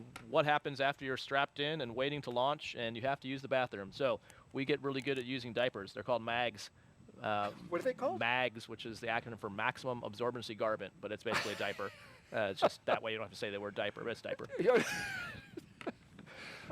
us some great insight there. Well, actually, if the people at home, don't try this if you're watching the Cosmo because there's fire ants, but if you're at home and you want to know what it's like, just get on your back, put your feet up on your couch, and lay on your back and watch this broadcast and do it for the next 2 hours. And even if you haven't drank a lot of water, sitting like that, it's hard to do. It's hard to do, and it makes you have to go to the bathroom. So you definitely that's one of the reasons that we call it crew time on back, is a big deal in trying to minimize that because you can get cramps. This is definitely more roomy than like a Soyuz where your knees are in your chest, but yeah, it is less than comfortable.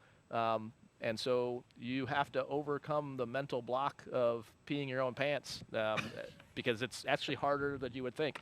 But we get practice doing that in NBL runs. So because you're in the pool for practice.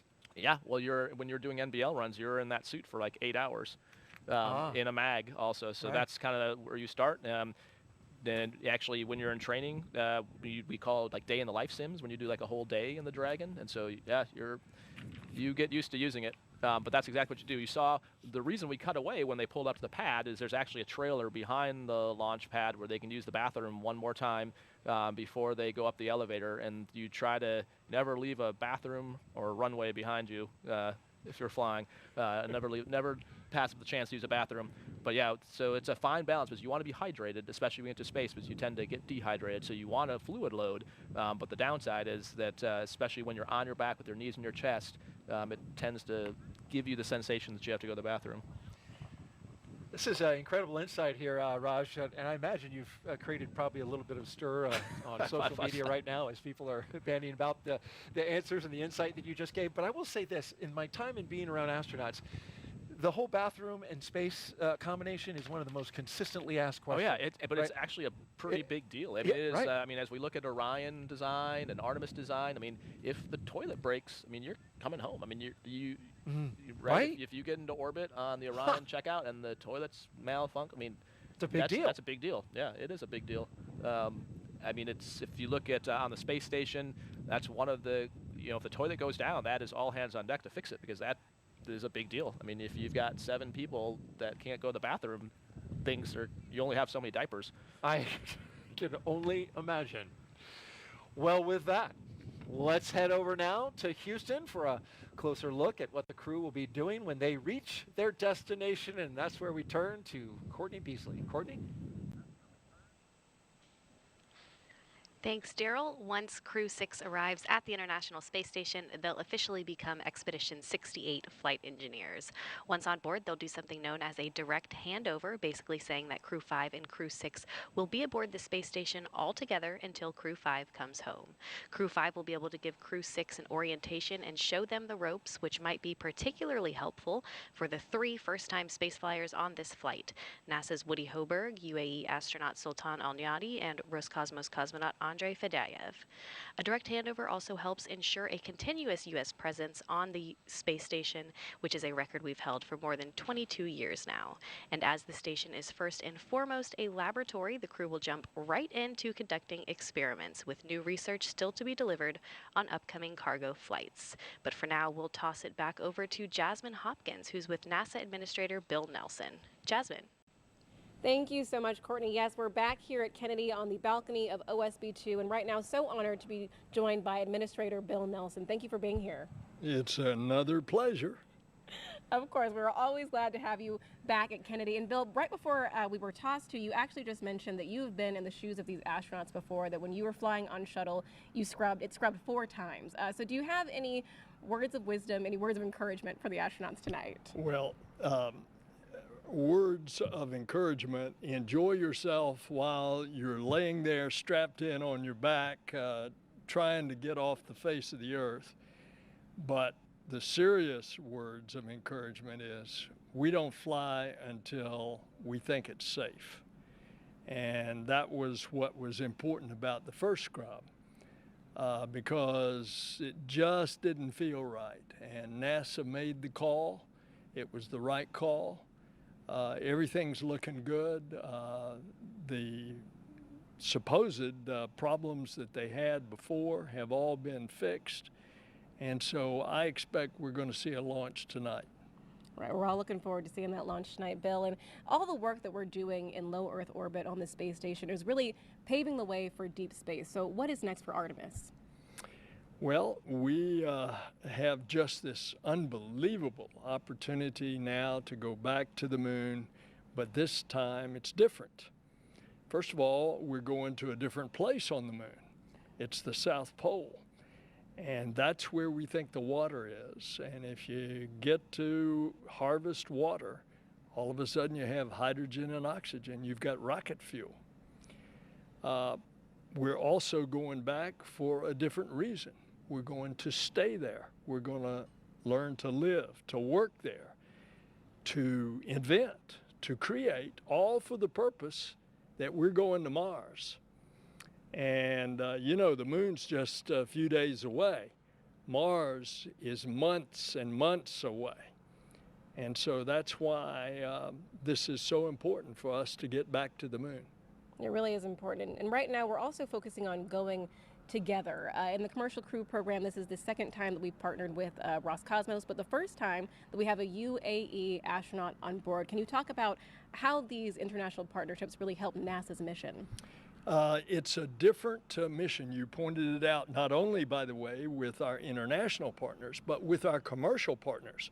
Because when we go to the moon with the NASA rocket, we're going to go into lunar orbit, and we're going to join up with a SpaceX lander. And then our crew will then go down to the surface for 6 days.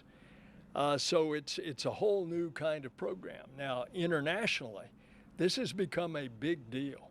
You just can't imagine the enthusiasm around this globe with our foreign friends how popular NASA is.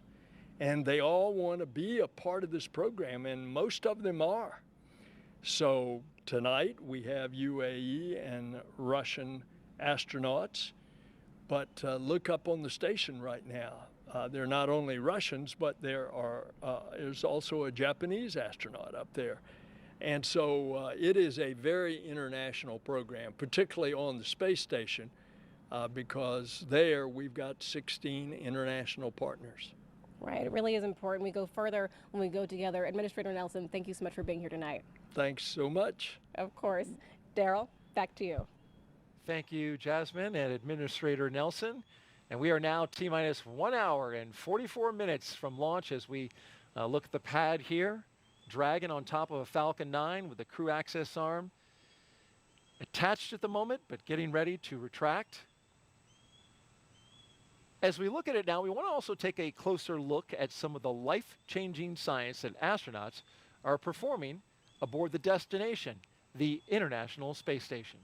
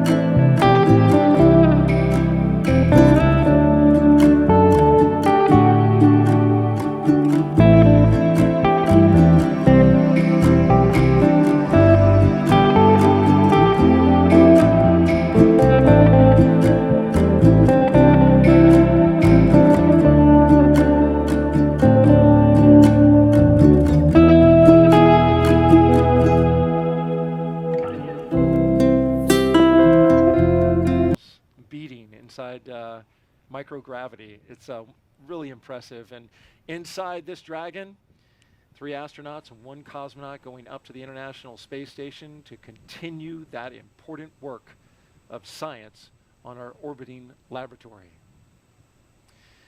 Well, there are astronauts in place and our cosmonaut getting ready for liftoff at 12:34 a.m. Eastern Time. Crew 6. Still got a ways to go. We've got to arm the launch escape system, got to fuel up the rocket, count it down, and launch it into space. In the meantime, our next guest played a key supportive role in the development of the Falcon 9 rocket and Dragon spacecraft, and we visited with him on the first attempt, and he's back. His name is John Posey, and he's NASA's Crew Dragon lead engineer. Appreciate you having you back. Thanks for having me back. John, you were on the console yesterday as we counted down, or I'm sorry, not yesterday, Sunday, I should say, That's right. overnight during the first attempt. And we were just talking about, you know, how NASA and SpaceX works through something like that. Just to recap, there was a clogged filter for the engine ignition fluid. That they saw the data, but weren't exactly sure at the moment what the cause was, found out later what it was, cleared it out, fixed it, and here we go again. How does NASA and SpaceX work through something like that? Dragon SpaceX, no worries. confirm So, when ready you for know, on comm checks with console, Falcon you know, 9 teams operators. on the loops, on the net, talking to each other. On the NASA side, the mission support team that my team and I report up the loop through the chief engineer to the NASA ops manager. The NASA ops manager is in direct contact with SpaceX launch director throughout the whole count, you know, keeping apprised of issues that we can evaluate it as a team, make sure that both SpaceX and the NASA side get comfortable that we're good for crew launch. And so, like as you said, with the igniter fluid, the TTEB, the pyrophoric fluid that they load into the rocket to ignite the Merlin engines on Falcon 9's first stage, they provided the supply of the fluid, and they were expecting to see a good bleed in and start to see a response in the catch tank. And at first they weren't seeing a response. Did some troubleshooting and started to see a little bit of response, but it was abnormal. So, you know, based on the response of the catch tank and how that fluid fill was not really in family, you know, the team talked through different scenarios. You know, what could happen if we don't have a full bleed in? What is the appropriate course of action? So in the end, I think the team made a really good call to stand down that attempt.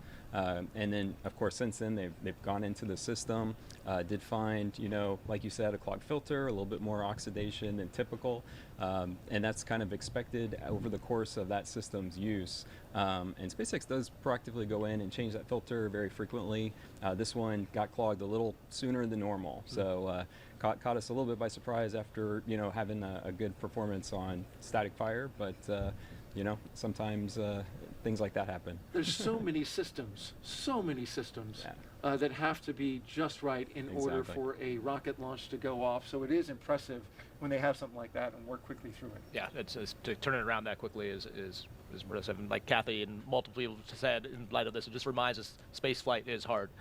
Absolutely. And so, John, now that you're returning for launch attempt number 2, how does the team reset for the next attempt? Yeah, you know, so the team has had a couple days to rest and get, you know, eyes on the data from the first attempt, you know, very important. So, you know, we look through all the different performance sensor blips, anything that there is to look at, make sure that we're good to go today. So, yeah, the team's on console. I checked in with the folks on console just before coming on air, and everything's been going great. So, you know, Dragon looks like it's ready to go today, and so we'll keep monitoring right through the big phases, like you said, launch escape arm, and then if the entire vehicle is ready and everyone's go for flight, we'll go get this off the ground today. And that's great news. You know, everything been going pretty smoothly so far. Our weather and the ascent corridor is the one thing we're kind of keeping an eye on closely. Keeping an eye on a lot of things, but that one is the one that's kind of right on the line there. But so far, looking like we're going to go forward for an attempt, and that's great news. We've got 3 consecutive days, right, that we can do it now. So every 24 hours we have an opportunity, a little less than 24 hours. And why is that we can go 3 days in a row? Well, you know, it's how the orbital mechanics work out, right? For getting to the station, you know, and looking at the phasing times, the duration is important. You know, some days the phasing time to get to the International Space Station would just be too long for the crew to be, you know, inside there for 3-4 days. So we try to get, you know, shorter opportunities. Of course, you know, we're protecting for contingencies, right? If we go on a very long phasing and then had an issue docking, had to do a rendezvous, come back, had bad weather, you know, we protect for a lot of extra days of capability in the cabin, as Raja is well aware. So, you know, just protecting for those opportunities and picking the best times to get to station. Well, we hope that this is the one, the second attempt, and we won't have to visit those other 2 opportunities. John Posey, Crew Dragon lead engineer, thanks for being here for NASA, and we know you're now headed on console, headed over there to do your job. Yes, sir. All right, well, good luck tonight, and thank you again for being here. And now we'll head out to our VIP location where our Jasmine Hopkins is with a pair of special guests. Jasmine. Thank you so much, Daryl. The energy is picking up here at OSB2 as we march closer to launch. And right now, I'm so glad to be joined by Salem Al-Mari, the Director General of the Mohammed bin Rashid Space Center, as well as Hazza Al-Mansouri, UAE astronaut. Thank you so much for being here tonight. Thank you, Jasmine. Of course, Salem, we'll start with you. Sultan is the first UAE astronaut to go on a long-duration mission to the space station. He'll be on a 6-month science mission. So what is the UAE hoping to learn from him?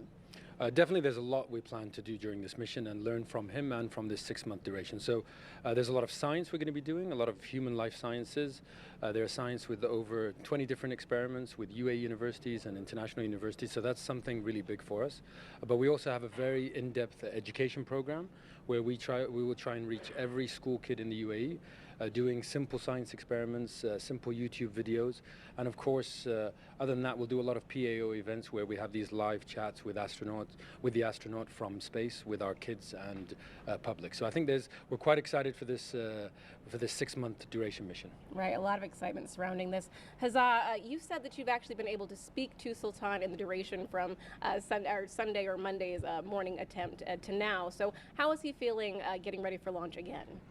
Sultan, he's super excited about his launch. It's going to be his first mission for also Woody and Andrey Fedyaev. They are super excited. They can't wait to experience the weightlessness and to start conducting science and to conduct experiments on board the International Space Station.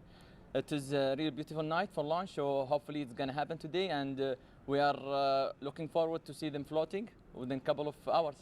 Yeah, we really are looking forward to that. It is a beautiful night for launch, so everybody's looking forward to it. Yes. Thank you both so much for being here tonight. Thank you. Thank you so much. Of course. Daryl, back to you.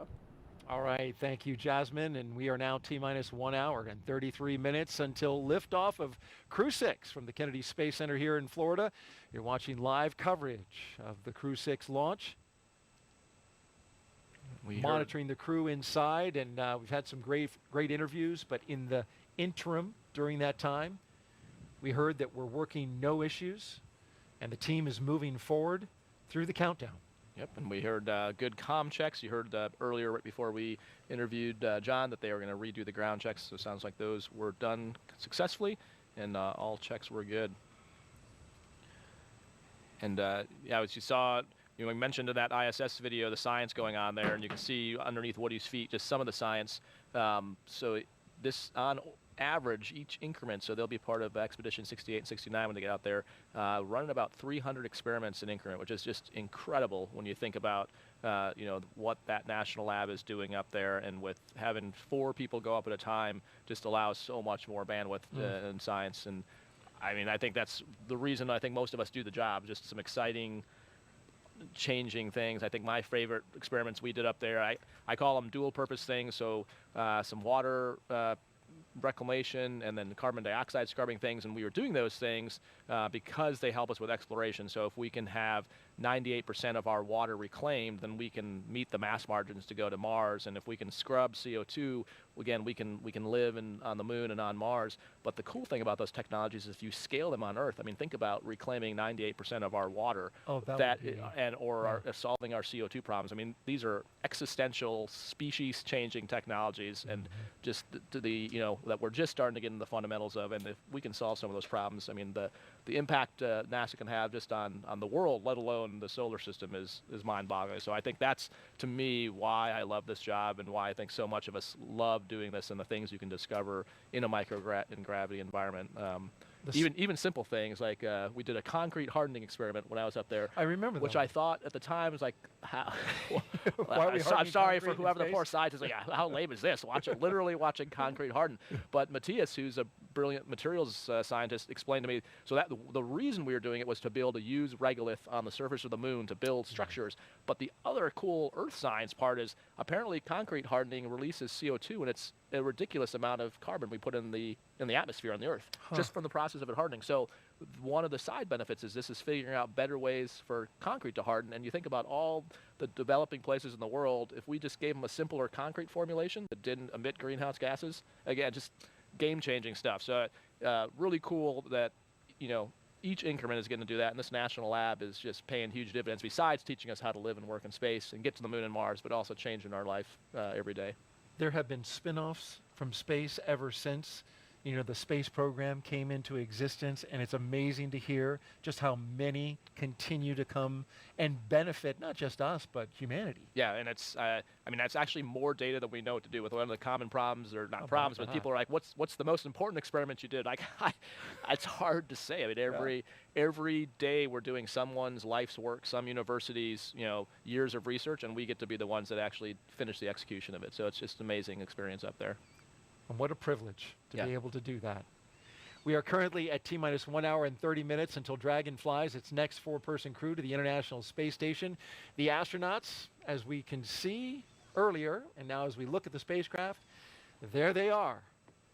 Commander Stephen Bowen, pilot Woody Hoburg, and mission specialist Sultan Alneyadi and Andrey Fedyaev. In their seats, they're strapped in, ready to go. And along our launch timeline at the moment, we're getting ready to have those launch escape system and communication checks conducted by the Falcon launch team. And we'll be listening in for that call out. Yeah, so the closeout crew is presumably still working items there, and we expect around at T-minus an hour is when they would probably start departing. And then that gives them time to clear out the what we call the hazard zone before they start working the launch escape systems. Each Crew 6 astronaut is allowed to bring a few personal items with them inside the Dragon capsule there, and they do that so they can have something for their roughly 6 months in space, you know, something from Earth to remind them of family, friends, loved ones, something they love about planet Earth. And here's a few of the items that Crew 6 is taking up. Sultan Alneyadi said he's bringing a kimono. He's going to be throwing some moves up there, some jiu-jitsu. He's also bringing a small toy rocket from the popular European comic Tintin. Andrey Fedyaev is taking a few photos and some pins he plans on sharing with his family when he gets back home. For NASA astronaut Woody Hoburg, he's bringing one simple item, a photograph with deep personal meaning to him.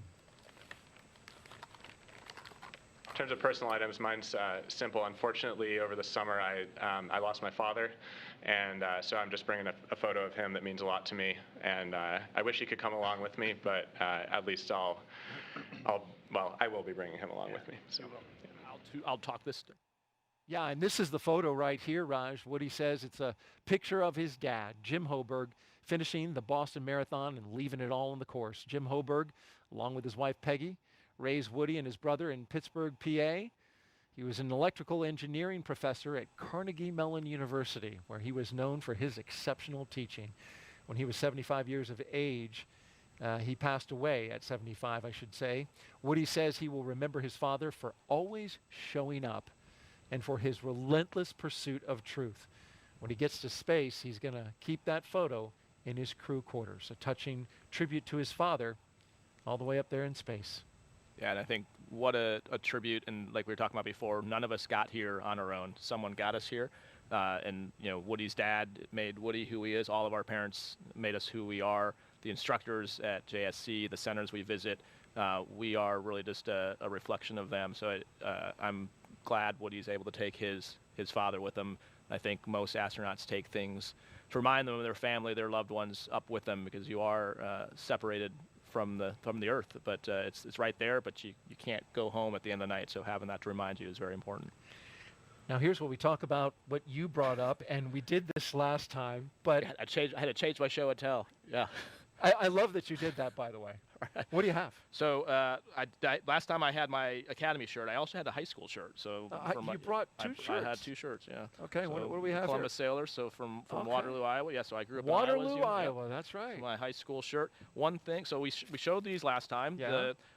Showed my space retainer, which I was Remember also not supposed to bring back. How can I forget?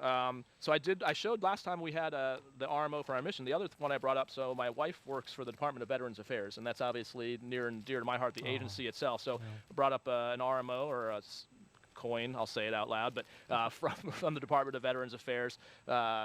The other thing we bring up that they ask some of the astronauts is a Mach 25 patch and 100-day patches. And then you fly those, and also things called Silver Snoopies, which are pins that we give out to a very small percentage of the NASA workforce. So it's really special to get one that's flown in space, and specifically from one that was flown by an astronaut for you. This is similar, not a Silver Snoopy, but a pendant with our patch on it, and we flew these for some of the key people. So for some of the folks that helped with our mission planning and training, so you can see the 3 on there. Yeah. And so ones that are ones that are flown in space are obviously highly sought after. Cards for my kids, I had lots. Oh, I didn't see this Yeah, one. these are different ones. I had lots. My wife is definitely my better half, and so I had all kinds of cards and notes for my kids, including look this, at what this one says right here. Can't wait. Yep, And a little landing one in the water. This one's the planets, complete with the rings of Saturn. yeah. Yeah. Well, you know she loves her daddy because right here, this is the capsule. It says Crew 3 on it, and here are the kids at the bottom, and they have a little. They're saying, "It's Dad coming home." Oh my gosh. And then an interesting one we didn't talk about. We talked about what Nick Hague Ninja 12 is helping, but so a lot of us fly up with glasses. I don't wear glasses, but people have heard the term SANS. So your vision shifts in space. And so what happens is it shifts. So what happens is the fluid in your body pushes up, and what can happen, this is the leading theory, so we're actually still trying to figure out exactly what happens, but the leading theory is that fluid pushes against the back of your cornea and it changes the shape of your eye. And so they fly us up, so these are glasses I had with me in the Dragon, in the event that my vision shifted enough that I would have a hard time reading the displays. Put those on real quick and show us what that look is. I think like. you're just trying to humiliate me now. Yes. Now I can't see the screen though, the teleprompter, so I'm going to take them back off. But yeah, I can see up close really well. That's what it's meant for is up close vision. Yeah. And the strap, of course, to hold it on your face. Exactly. Because, this is the space strap. The yeah, space exactly. Well, space modified glasses. But did you have to use them? So actually, I used. My near vision did get worse, but not bad enough I couldn't see Dragon displays, but it would fatigue my eyes using the laptops on station. So for about the first month I'd wear them, and then my eyes adjusted and I stopped wearing them. But for about a month I would, just to avoid eye fatigue. And then once I got back, they generally go back to normal. And well, that's good. And we continue to work on finding out. We do, yes. What exactly the cause is. Especially because we know they generally go back to normal, but that's why we need more long-term data, because we don't know on a 2-year mission to Mars, like would it go back to normal? Are we confident? But what would happen there? Well, exactly. That's good stuff. Thank you for sharing no the problem. new. Hopefully we won't have to get to a third Hopefully one. not. We have to dig up some more stuff, but we appreciate your wife giving us a fresh supply of stuff you took to space. Thank you very much. Well, when they aren't launching into space or working hard to prepare to go into space, the NASA Astronaut Corps, well, they try to find time to watch their friends go into space. And you would know that. Yeah, so I'm here, but we saw Nick as Ninja 12. We saw Ike Glover helping with the family sport. We saw Joe Akaba, the chief. Sharon. This is when they were getting ready to go exactly. out. So the office is spread out doing all kinds of things. You have, last time Reed was up with the administrator. Reed Wiseman. Yeah. Exactly. So we are all over the place. But even if you're not, you're probably online or at home watching. And so I was going to try to dial in. So Woody, as we talked about, is sitting in a seat that's been used before. So I was going to try to get. You're not calling Woody, are you? I'm not. Well, I don't think I could try call. I don't know the answer. She's on the line. Awesome. Let's try. All right. Yeah. Okay. So we got Megan MacArthur on the line, who flew on Crew 2 that I got to train with. And so, Megan, can you hear me? Okay. Hey, Russ. I got you loud and clear. Hey, awesome to talk to you. Thanks for calling. So Megan's at home in Houston watching the launch, and you might have better ideas about what they're doing. I think you guys came up with a game to kill some time while you're waiting for the closeout crew to leave. Yeah, well, it's been enough time that, when you first get in, of course, you're all business and you go through your checklist and you review the nominal timeline and you of course, review the contingency actions that you might have to take. But now you're into just the wait. I was lucky enough to fly with a really fun and fun-loving crew. And so we set about entertaining each other. And, we had Thomas as kind of our Julie, the cruise director, and he had us playing a variety of different games that I'm not sure if he made them up or these are French games or what, but he kept us well entertained. It looked like the French version of rock, paper, scissors. I'm not sure if that's what it was, but so it's called the game of thumbs, and I won't strain anybody by trying to say that en français, but the game of thumbs, and so it's a little bit like rock, paper, scissors. Well, Megan, you're watching us, get ready to launch Crew 6, and of course, you were on Crew 2, and what a mission that was. And what's it like to be where you are, kind of relaxing, getting ready to watch the astronauts go up? It's so exciting. It's so much fun to see your friends go into space. Of course, Steve is a classmate of mine, and Woody was my family escort. Actually, he was with my family when I was getting to launch in that very same seat. And so my son in particular is very excited to get to watch Woody launch, so he's made me promise. I had to peel him away from the screen to get him to go to bed with the promise that I would wake him up in time to watch the launch. So we're excited for all 4 of the crew members of Crew 6, and we can't wait to see them get started on this next phase of their adventure. Very cool. That's awesome. And you know what? We are counting down just 1 hour and 20 minutes to go until liftoff. And, you know, I got to ask you, Megan, how's Raj doing so far? Because you were one of our co-hosts sitting in this seat. So you want to grade him live on the air? You could text me. Oh, man, A+. Daryl, how could it be anything else? He's just doing amazing. We are, like I said, I had to peel my kid away from the screen. And, of course, Raja, he recognized you as the guy that cut his hair. Oh, that's right, yeah. Before Daddy came home. His quarantine cut, yeah. I still don't pay for That's haircuts. right. I cut That was my an own hair. important haircut, yeah. Theo was a test case, yeah. Megan was nice enough to let me test out my hair cutting skills on our son. Really? Wait. You didn't tell me that. No, don't worry. I tried. I did it on other kids. Theo wasn't the first. Yeah, you cut your hair in space. Remember, did you some kind of Flowbee thing that you used? Yeah, it's basically a Flowbee. Yeah, it's a very loud Flowbee. Yeah. And Megan, were you doing your hair in space? No. Oh, no. We just let that grow up. Yeah, just let it grow out. And I remember seeing the shot of you, just your hair just flowing freely, and it's a great shot of you floating around, doing your business. Yeah, I often feel like my hair deserves its own credit, you know, in the credit line, like Megan and Megan's hair, because it's a whole entity on its own. Got a lot of traction there. Well, Megan, I just want to let you know that I brought lots of snacks, courtesy of my wife, Rachel. She packed me up a big bag here. I know you took a shot at me when your husband co-hosted, so I want you to know I'm in good hands. Awesome. Can't have you getting grumpy. No, ma'am. Thank you very much. Well, Megan, we really appreciate you joining us this evening, watching the launch from home. Thank you so much for being on the broadcast with us. Thanks, Megan. I'll see you back in Houston. You guys are doing awesome. Take care. All right, Megan MacArthur, Crew 2 pilot, and did a fantastic job for us as a co-host, completed an amazing mission. She did a ton of work working with kids, especially afterwards. She's really leading an effort in education.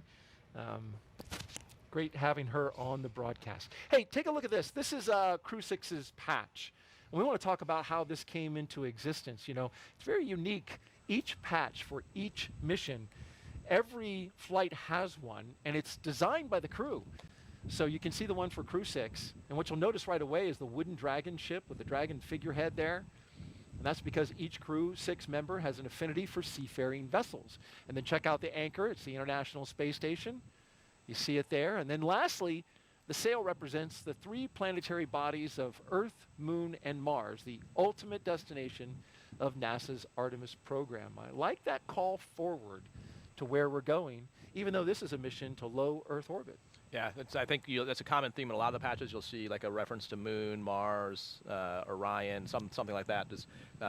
We definitely see this as a stepping stone to go beyond low Earth orbit. I mean, that's one of the cool things about Commercial Crew is we are putting private industry to low Earth orbit so that NASA can focus resources and people on exploration and going beyond low Earth orbit. That's right. We're just 1 hour and 17 minutes until liftoff of Crew 6. Hearing good things about the countdown as we go along the way.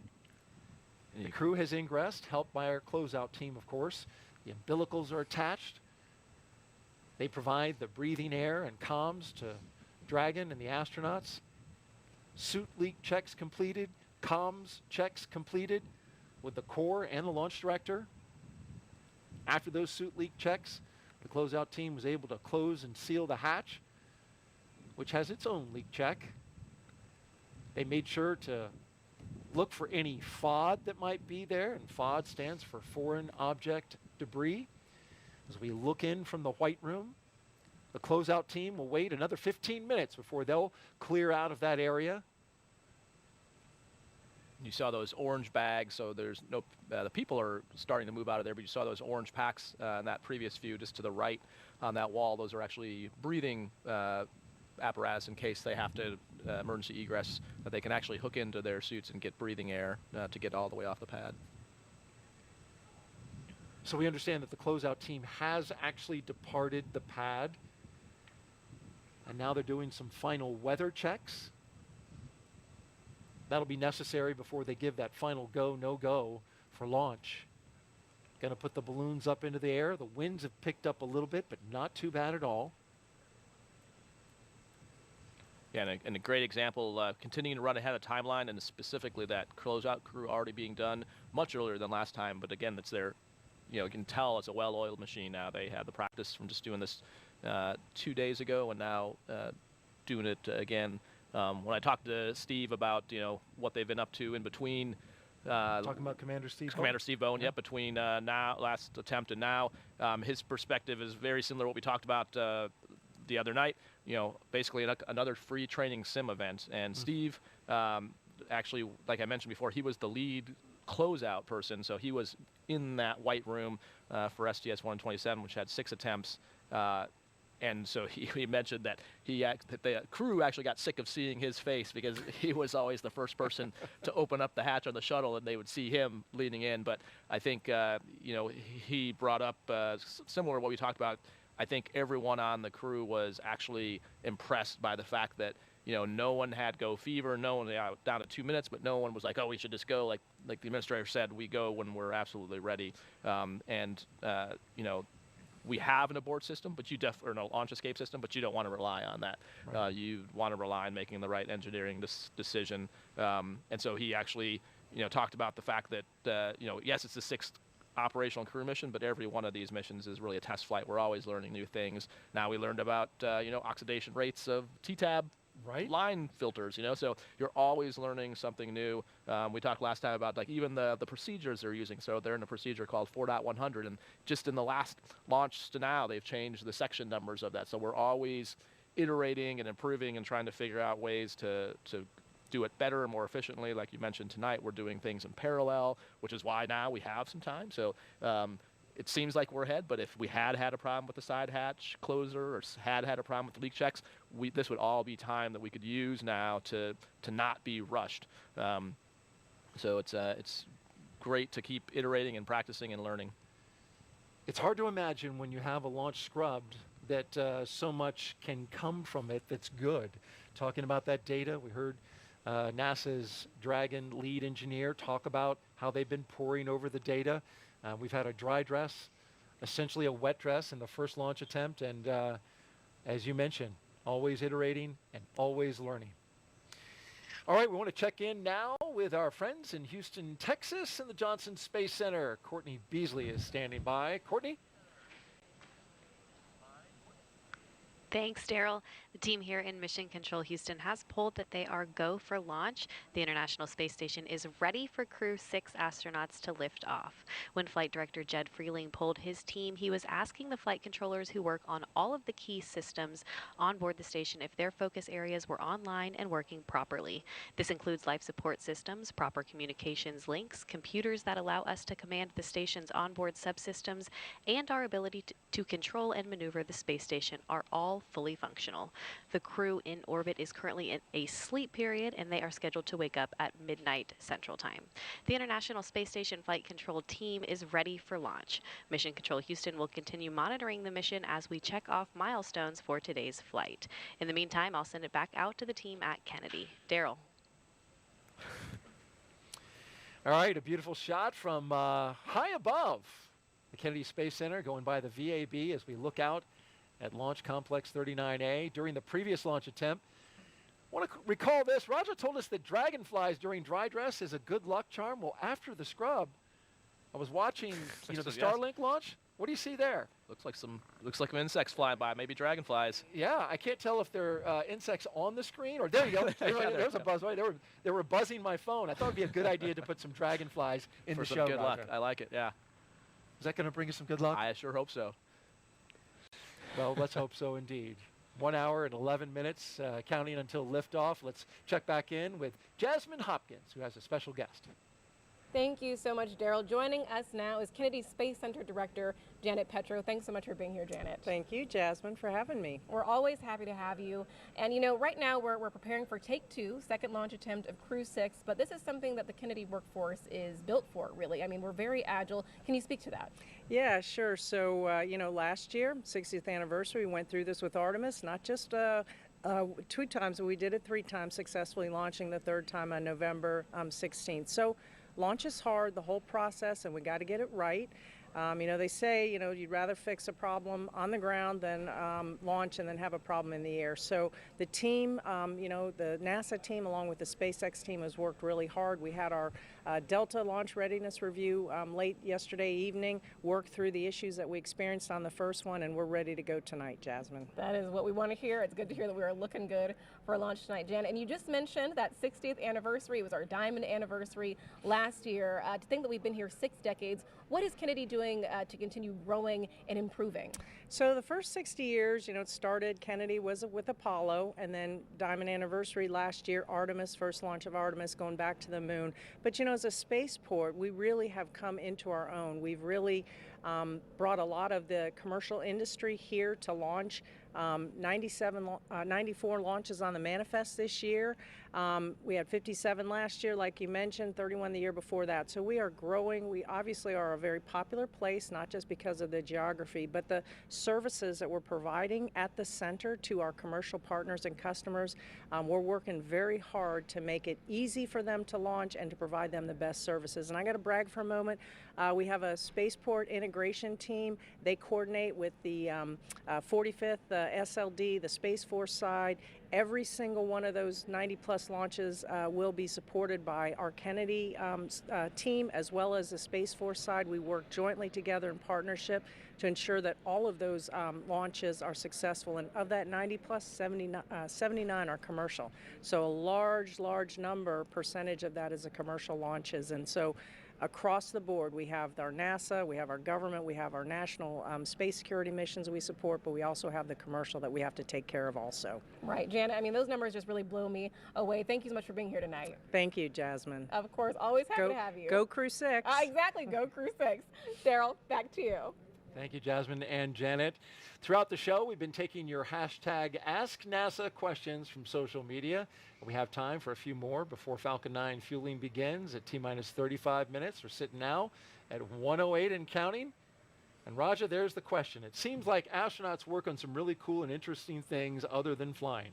Raja, can you take a minute and talk about something interesting that you're working on right now? You're not flying, currently on a mission, obviously because you're here.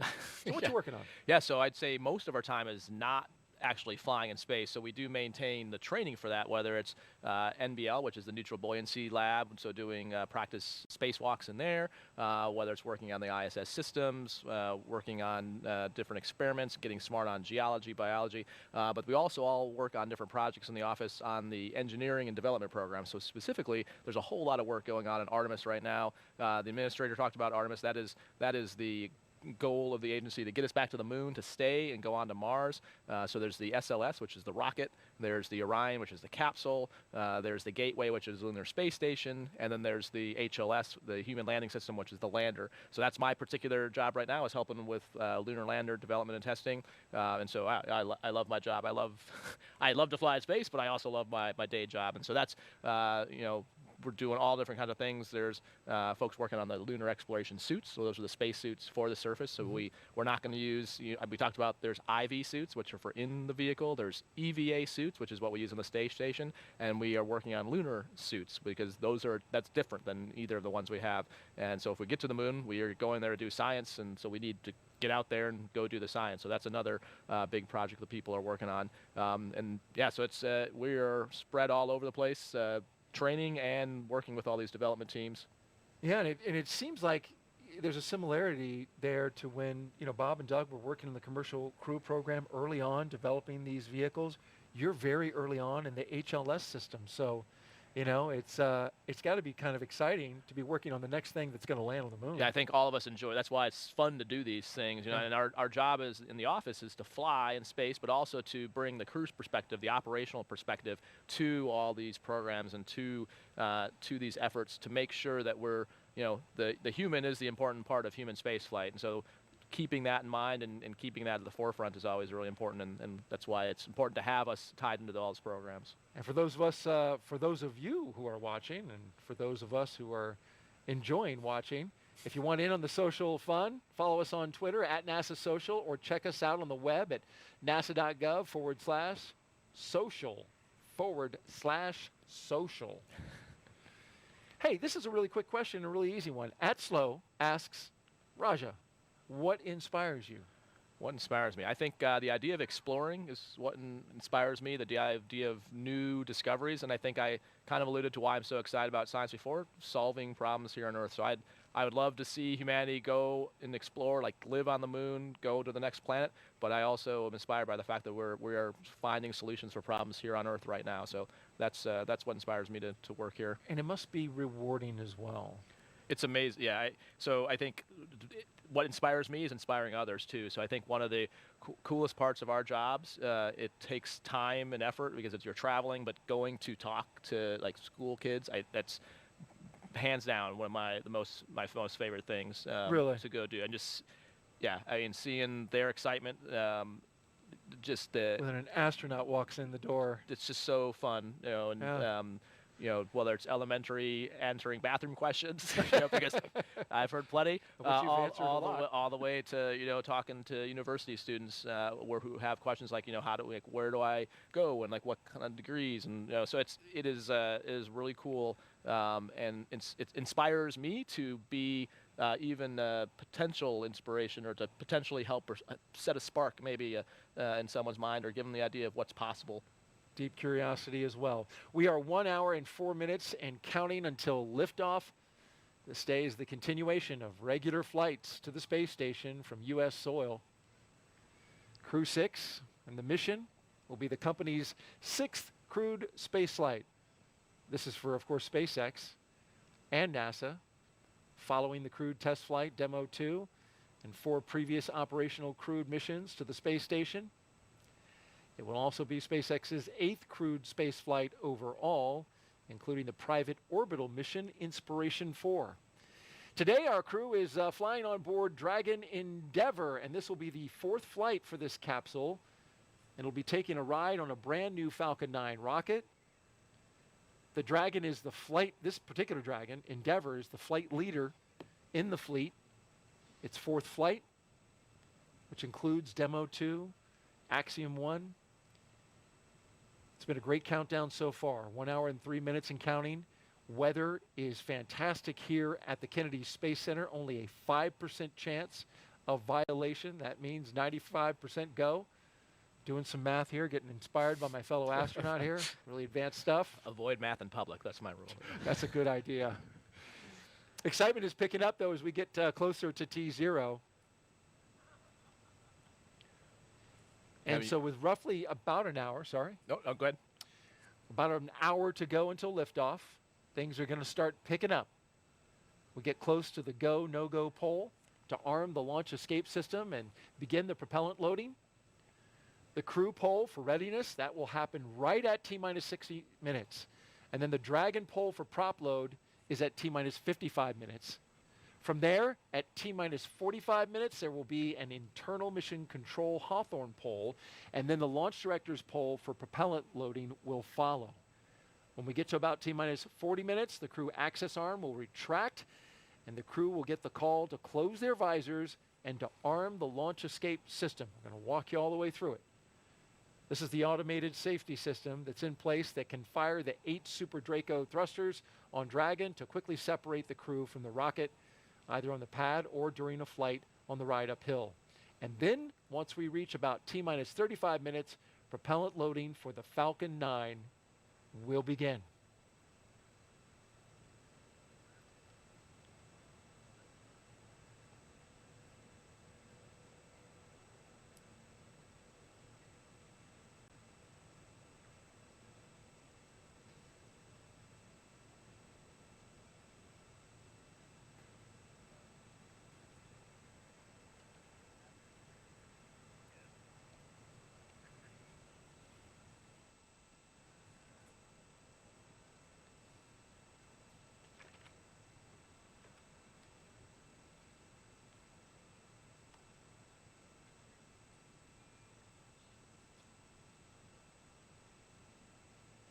Thanks for tuning in. You're watching live launch coverage of NASA and SpaceX's 6th rotational flight of astronauts and 1 cosmonaut to the International Space Station. We are T-minus 1 hour and counting until liftoff. And with us today is NASA astronaut Raja Chari. Raja, thanks for coming back. Yeah, glad to be back. Hoping to see my first launch. Indeed, and if you didn't know, Raja is getting ready to witness his first launch. He rode on a rocket as we turn the corner from the vehicle assembly building to show off the launch pad just beyond it. Oh, this is a great shot. With the big reveal. Look at that. It certainly is. That's cool. There it is, the Launch Complex 39A, holding for a 12:34 a.m. Eastern Time liftoff. And so right now the crew is going through kind of mentally, probably looking forward to the prop Dragon timeline. SpaceX And you cycling orbit tank isolation valves to equalize low flow pressure. SpaceX Dragon copies for Washington. Quickly explain what that is. So give them that call. So a lot of times whenever they're going to do something with any prop loading or valves, they'll give the crew a heads up. So if they hear the sound or feel the vibration, that they know that that's planned. So they usually give them a call prior. You mentioned that it's about to get a lot busier on the loops as they start going through some go, no-go polls and talking to the crew. And so they are looking ahead in what's called the event details, and they have probably two displays up, one that's event details, one that's in procedure 4.100. They're sitting in 4.100 waiting for the poll to say that they can arm the LES, the launch escape system. And on the timeline, they're probably looking at what the prop loading steps are and just kind of anticipating what's coming up next, probably scrolling ahead to kind of talk through the launch sequence and using this time to basically what we call chair fly, talk through. Dragon SpaceX, you are go for section 5.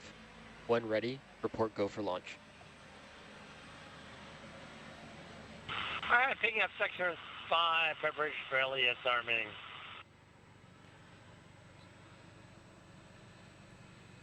All right. Great insight into what's happening in Crew Dragon right now, but we want to recap the last 3 hours. Our crew of Stephen Bowen, Woody Hoburg, Sultan Alneyadi, and Andrey Fedyaev have been getting ready to launch into space after waking up and having a meal.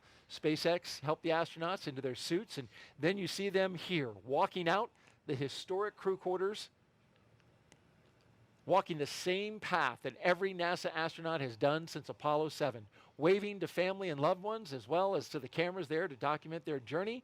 Then you see them here, inside their Teslas, joined in a caravan as they went down the road, led by Center Security, till they arrived here at Launch Complex 39A. They did the rocket recline, went up the tower, and walked down the crew access arm here. Woody Hoburg and Stephen Bowen crawling into Crew Dragon. And then once inside, they got strapped in, got their suits checked, comm checks, and now we watch as the Dragon spacecraft sits on top of the Falcon 9 rocket, getting ready for fueling and arming of the launch escape system. At this time, we are expanding our coverage and would like to welcome SpaceX and NASA commentators who are joining us live from Hawthorne, California. Welcome to you both. Hey, thank you so much, Daryl, and hello to everybody watching around the world. I'm Gary Jordan with NASA's Communications. And I'm Jesse Anderson, a production and engineering manager here at SpaceX. Gary and I are joining you today from our headquarters in Hawthorne, California. While Crew 6 marks SpaceX's 6th operational mission for NASA, it's actually our 8th human spaceflight mission to the International Space Station and overall 34th Dragon mission to the orbiting laboratory. And the Dragon supporting tonight's mission will be making its 4th visit to the station, having previously supported Demo 2, Crew 2, and Axiom Mission 1. And speaking of Demo 2, the spacecraft was named Dragon Endeavour by Bob and Doug during its inaugural flight in May of 2020. And yet another fun fact, tonight's launch marks our 4-year anniversary of the Demo 1 mission, which launched on the same day, just a couple of hours later than we're launching today, which served as an end-to-end test flight of Dragon's capabilities. Since Crew 1 in November of 2020, SpaceX has been regularly flying commercial crew missions for NASA to and from the International Space Station at an average cadence of about 1 flight every 6 months. It took a lot of love and dedication to get here today, and we are still learning and innovating from every launch. From the beginning, Dragon was designed to eventually fly people to help further our ultimate goal of making life multiplanetary. The Dragon hanging from the ceiling behind us was initially flown to certify SpaceX for cargo missions to the space station over 10 years ago. It flew back in 2010, but it included a window because the vehicle had been designed from the beginning to fly crew. We always knew that this was the direction that we wanted to go in. As we continue the countdown to liftoff, we'd like to welcome you to SpaceX Mission Control in Hawthorne. This is where our teams are staffed around the clock to monitor Dragon and the mission overall. On console or headset in Mission Control are 6 key positions. The mission director is in charge of the room and tasked with making real-time decisions to ensure mission success. The person that you may hear talking to the astronauts is the crew operations and resources engineer, who you'll hear us refer to as the core throughout the broadcast. And the 4 additional team members are focused on vehicle systems, including avionics, navigation and control, software, propulsion, life support, and communication with ground support teams. Apart from Mission Control, our Falcon 9 team is currently located in Firing Room 4 in the Launch Control Center at Kennedy Space Center in Florida. Now, with less than an hour until launch, they are settling in for final checkouts, propellant loading, and for launch. And then, of course, NASA has its own team members at NASA's Mission Control Center in Houston, Texas, who have been preparing the space station for Dragon's arrival. And they recently gave their go for launch, saying that the station is ready to receive the new crew. Upon liftoff, today's ride to the space station will take about 24.5 hours, with Dragon flying autonomously the entire way. And just like autopilot on a commercial aircraft, the crew always has the ability to take manual control of the spacecraft if needed. Now at under T-minus 55 minutes, we are looking good for an on-time liftoff, and our very own incredible Kate Tice has been monitoring the progress of the countdown. How's it going so far, Kate? Thanks, Jesse. I'm Kate Tice, SpaceX Quality Systems Engineering Manager, bringing you vehicle status updates this evening. It's been a pretty smooth countdown so far. The Crew 6 astronauts wrapped up ingress at T-minus 2 hours and 34 minutes. Since then, the teams completed the required comm checks, suit leak checks, and side hatch closure, as well as side hatch leak check. The closeout team has departed the BDA, and the pad is clear. Now, as for Falcon 9, our 2-stage reusable rocket that you see there on your screen, final propulsion checkouts of first and second stages began a few minutes ago in preparation for propellant loading. This involves testing valves and engine pneumatic pressurization. Now, as you might be able to guess from the lack of re-entry soot on Falcon 9's first stage, which is the lower 2/3 of the vehicle there, that booster will be flying for the first time tonight. Now, at T-minus 45 minutes, less than 10 minutes from now, the team will report their readiness for prop load with a final electronic go, no-go poll. Before we can begin propellant loading on Falcon 9, we still have a couple tasks to perform. First, the crew access arm will be moved out of its service position as you see it in now, and it will rotate away from the Dragon capsule and over to its launch position. That will happen between T-minus 44 and 42 minutes, almost immediately after the T-minus 45-minute launch director's briefing. With the access arm out of the way, the launch escape system will then be armed. Once those 2 events are complete, Dragon will be ready for Falcon propellant loading. As for weather, we will also verify with the launch weather officer that all of the weather conditions meet our launch constraints. Those include items such as wind speed, lightning, and precipitation in the area surrounding pad 39A. But tonight, we're expecting acceptable weather conditions for launch, both at surface level and upper altitudes.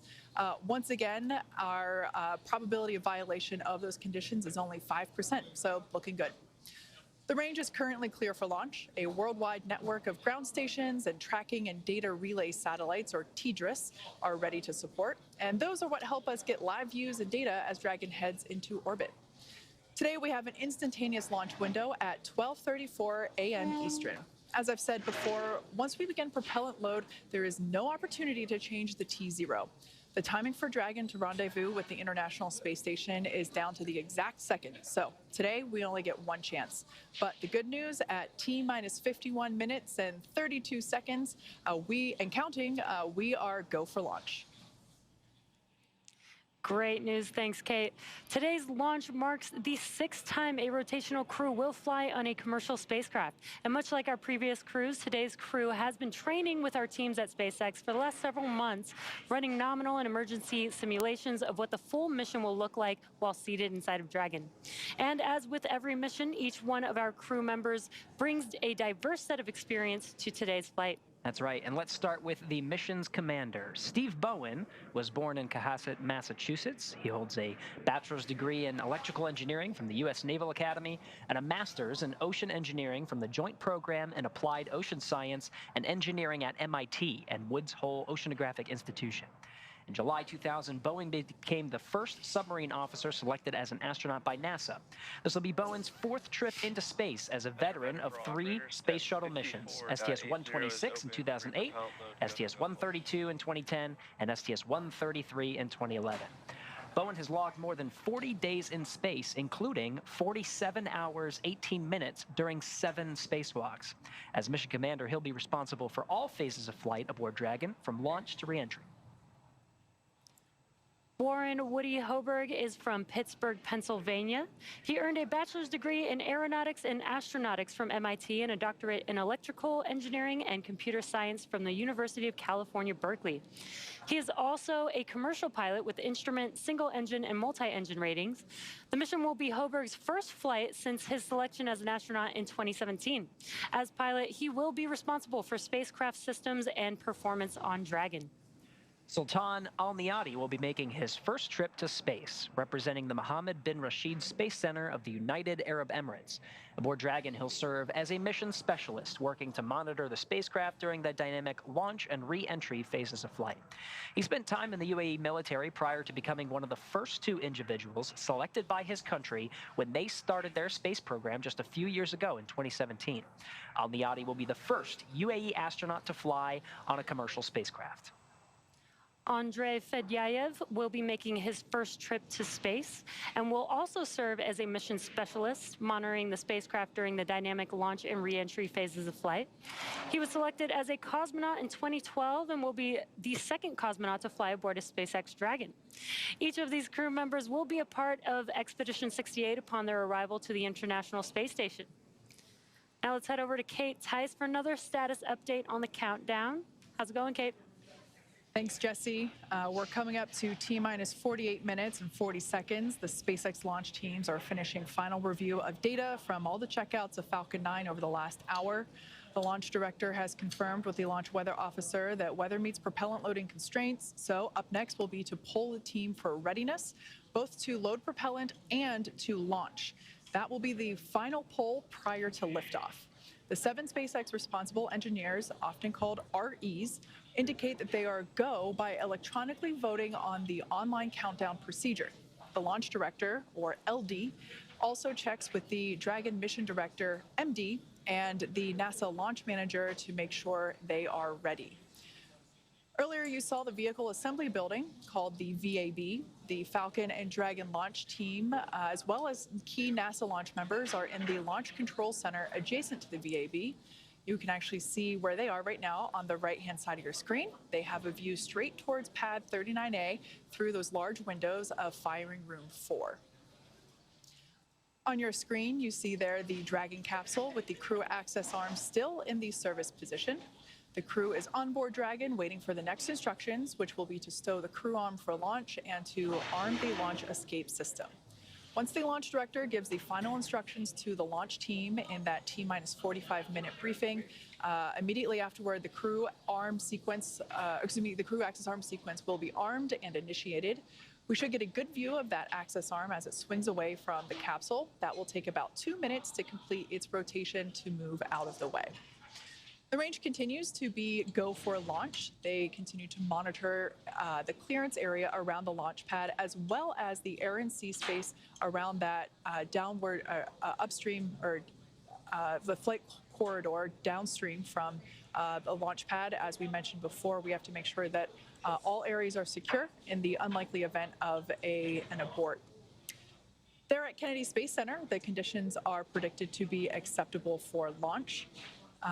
You can, if we had daylight, you'd be able to see that conditions are pretty calm. There's 13-mile-per-hour winds from the south-southwest, so pretty mild all in all. The downrange landing zones, as I mentioned before, are also within the conditions as needed, if needed for an escape. So everything also looking go downrange. Now, in about a minute, we will hear the briefing from the launch director. As I mentioned before, the readiness poll that is underway is the final go for propellant load and for launch. There on screen, you can see the 4 crew members of Crew 6 waiting patiently to go to space. Not much for them to do at this moment, but wait for that LD briefing, which will be coming up in about 35 seconds.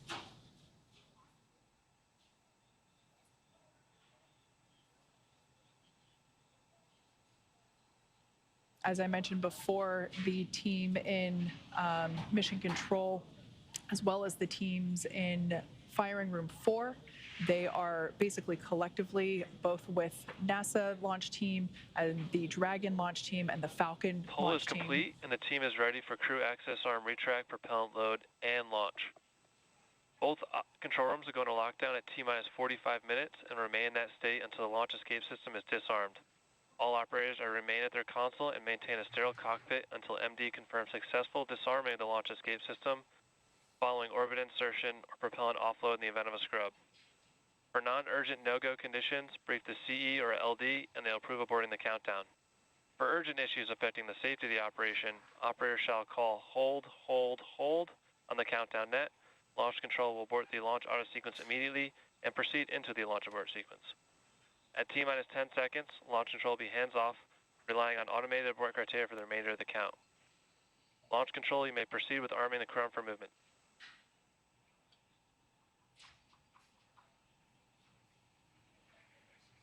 There we heard that final go for launch and prop load from launch director having. Crew arm, so get started. And there we just heard the call out that the crew access arm retraction is underway.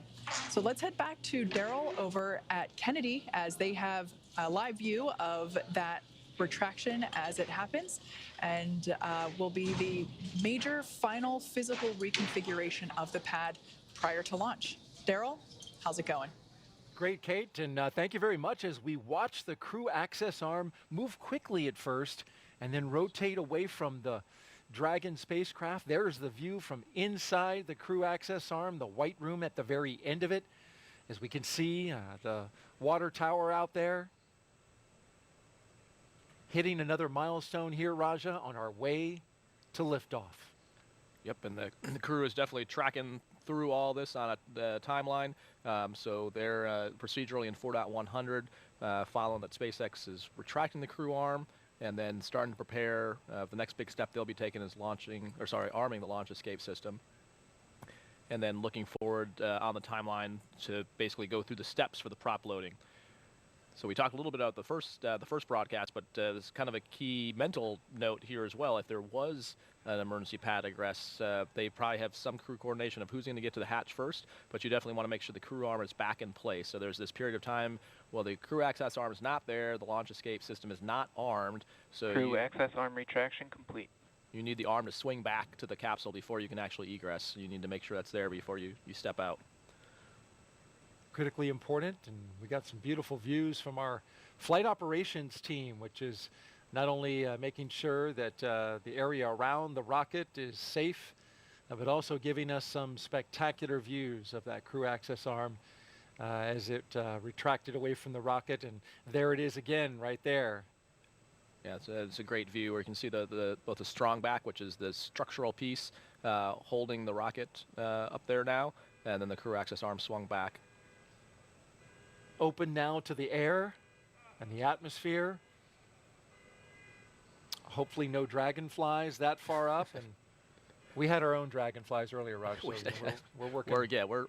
We have successfully had good luck here at the launch broadcast desk. Okay, We've done our part. It's feeling good. We're doing doing what we can. There's a great view too of the trunk, so you can see the side, which is the part just below the capsule. That's got the avionics radiators for cooling, and then the left side that looks black in the picture here is actually the solar panels that generates the power for the capsule on orbit.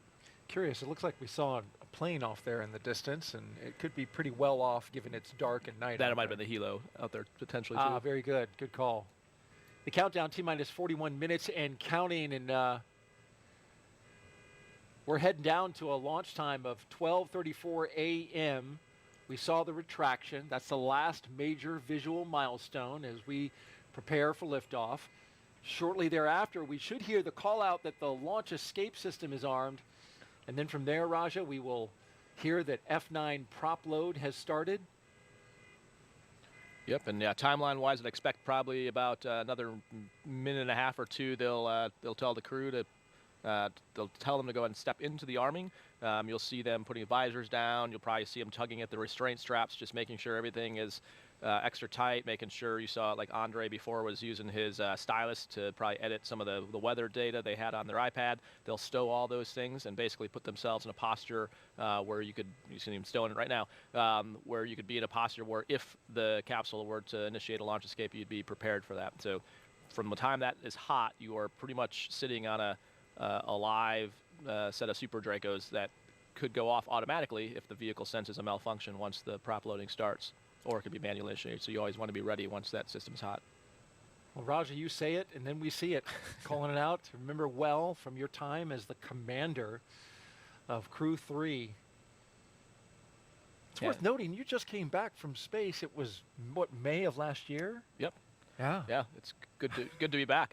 I'd go back in a heartbeat, but it's also good to be back home. But oh, you're watching your friends go up. Yeah, this is it's really surreal to have friends and colleagues on the end of that rocket, and I think just reinforces the importance. You asked earlier, and the question was like, what do we do on our normal job? There's also people in our office. So Joe, who's the chief of the office, goes to the launch trainers reviews, and you are signing up your friends to go ride in this thing. So we take it pretty seriously, as well we should.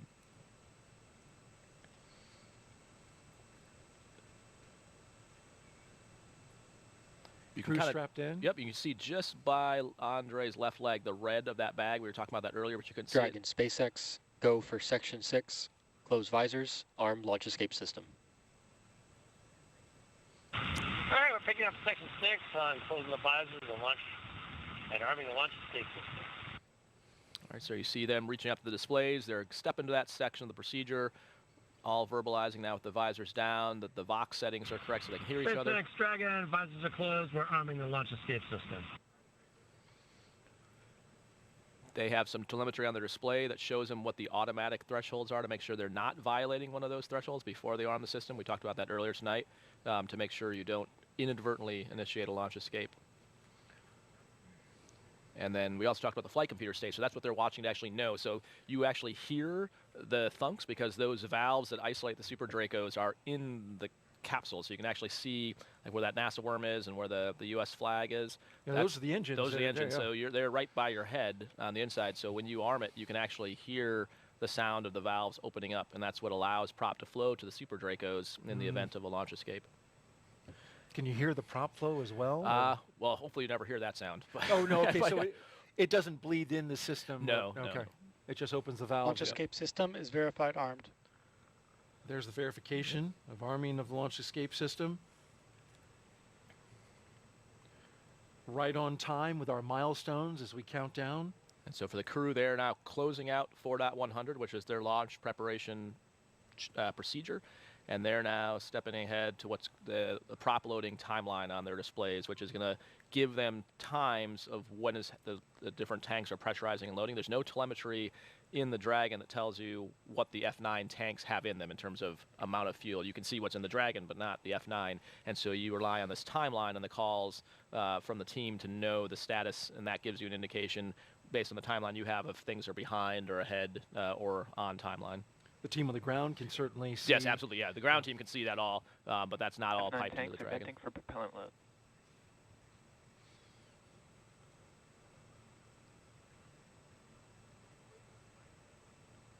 We'll start venting. These would be the tanks on the ground? Right, so as they start to, they have what's called these giant accumulators that are full of the fuel that they then pump into the F9.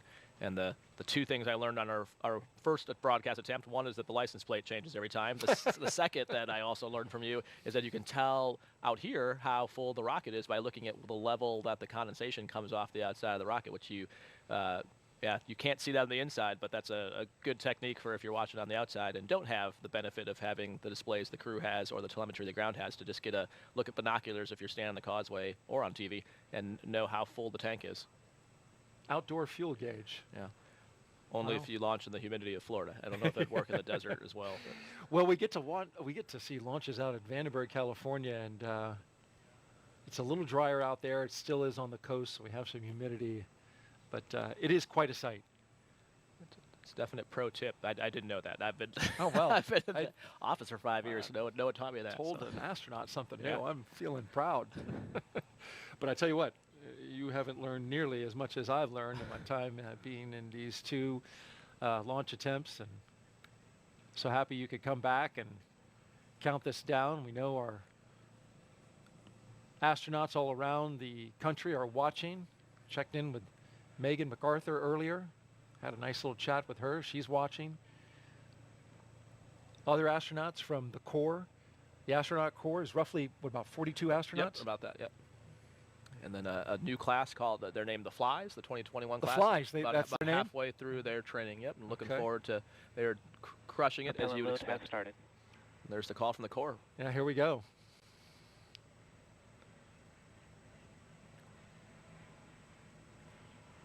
So at this point, all the closeout crew is not only off the tower, but outside what's called the exclusion zone or the hazard area, or different words for it. Basically the radius away from the launch pad, since there's now prop flowing into the rocket. Well, T-minus 34 minutes and counting until liftoff. Today will begin the next 6-month rotation mission to the International Space Station. As we've been documenting, we heard the launch escape system armed. Happened just before that propellant load began. Dragon capsule. It was loaded with its propellants about a week and a half ago, just a few miles down the road. In order to fly, Dragon needs a fuel and an oxidizer for the fuel. SpaceX uses monomethyl hydrazine, or what they call MMH, and nitrogen tetroxide, or NTO, for oxidizer. And together, these propellants feed those Draco engines that will maneuver Dragon on orbit. It also feeds those 8 Super Draco engines you were talking about that would power the launch escape system in an abort scenario.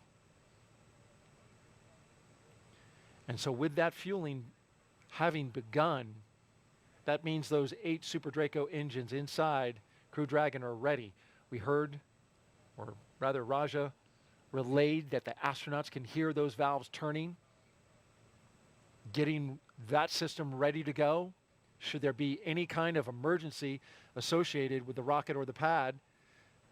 Of course, NASA and SpaceX teams, they train extensively for exactly that type of contingency. And so with T-minus 33 minutes and counting, let's head back over to SpaceX headquarters in Hawthorne, California for an operations update from Kate Tice. Kate? Thanks, Daryl. I continue to follow along with the final minutes of the launch countdown, heading for on-time launch just under 33 minutes from now. Everything's still looking good for Dragon and Falcon 9. No major issues reported by the teams at this time. As we heard on the loops, the launch escape system is now armed, and Falcon 9 propellant loading began at T-minus 35 minutes. The first and second stages of Falcon 9 are each loaded with 2 liquid propellants. One is oxidizer, loaded into a tank at the top of each stage. The other, a fuel, loaded into a tank at the bottom of each stage. The fuel that we use to power the Merlin engines is RP1, which is a refined kerosene. The oxidizer loaded on each stage is densified liquid oxygen, or LOX. Densified means it is kept much colder than typical for launch vehicles and takes up less volume, which allows for more oxidizer to be loaded into the first and second stages. And as Raja mentioned minutes ago, you can tell how full the tanks are based on how high the condensation appears on the outside of the vehicle. To ignite the fuel and oxidizer in the Merlin rocket engine, we use the ignition fluids of triethyl aluminum and triethyl boron, also called TTEB. When TTEB comes into contact with oxygen, it burns and produces a green-colored flame. Once we have the flame going, we add the kerosene fuel into the Merlin chamber and the engine ramps up to full power. You might see the green flash just as the second stage engine ignites following stage separation 2 minutes and 48 seconds into flight. Now, for those of you who have been following along, you'll know that we stood down from our initial launch attempt of Crew 6 on February 26th due to a TTEB ground system issue.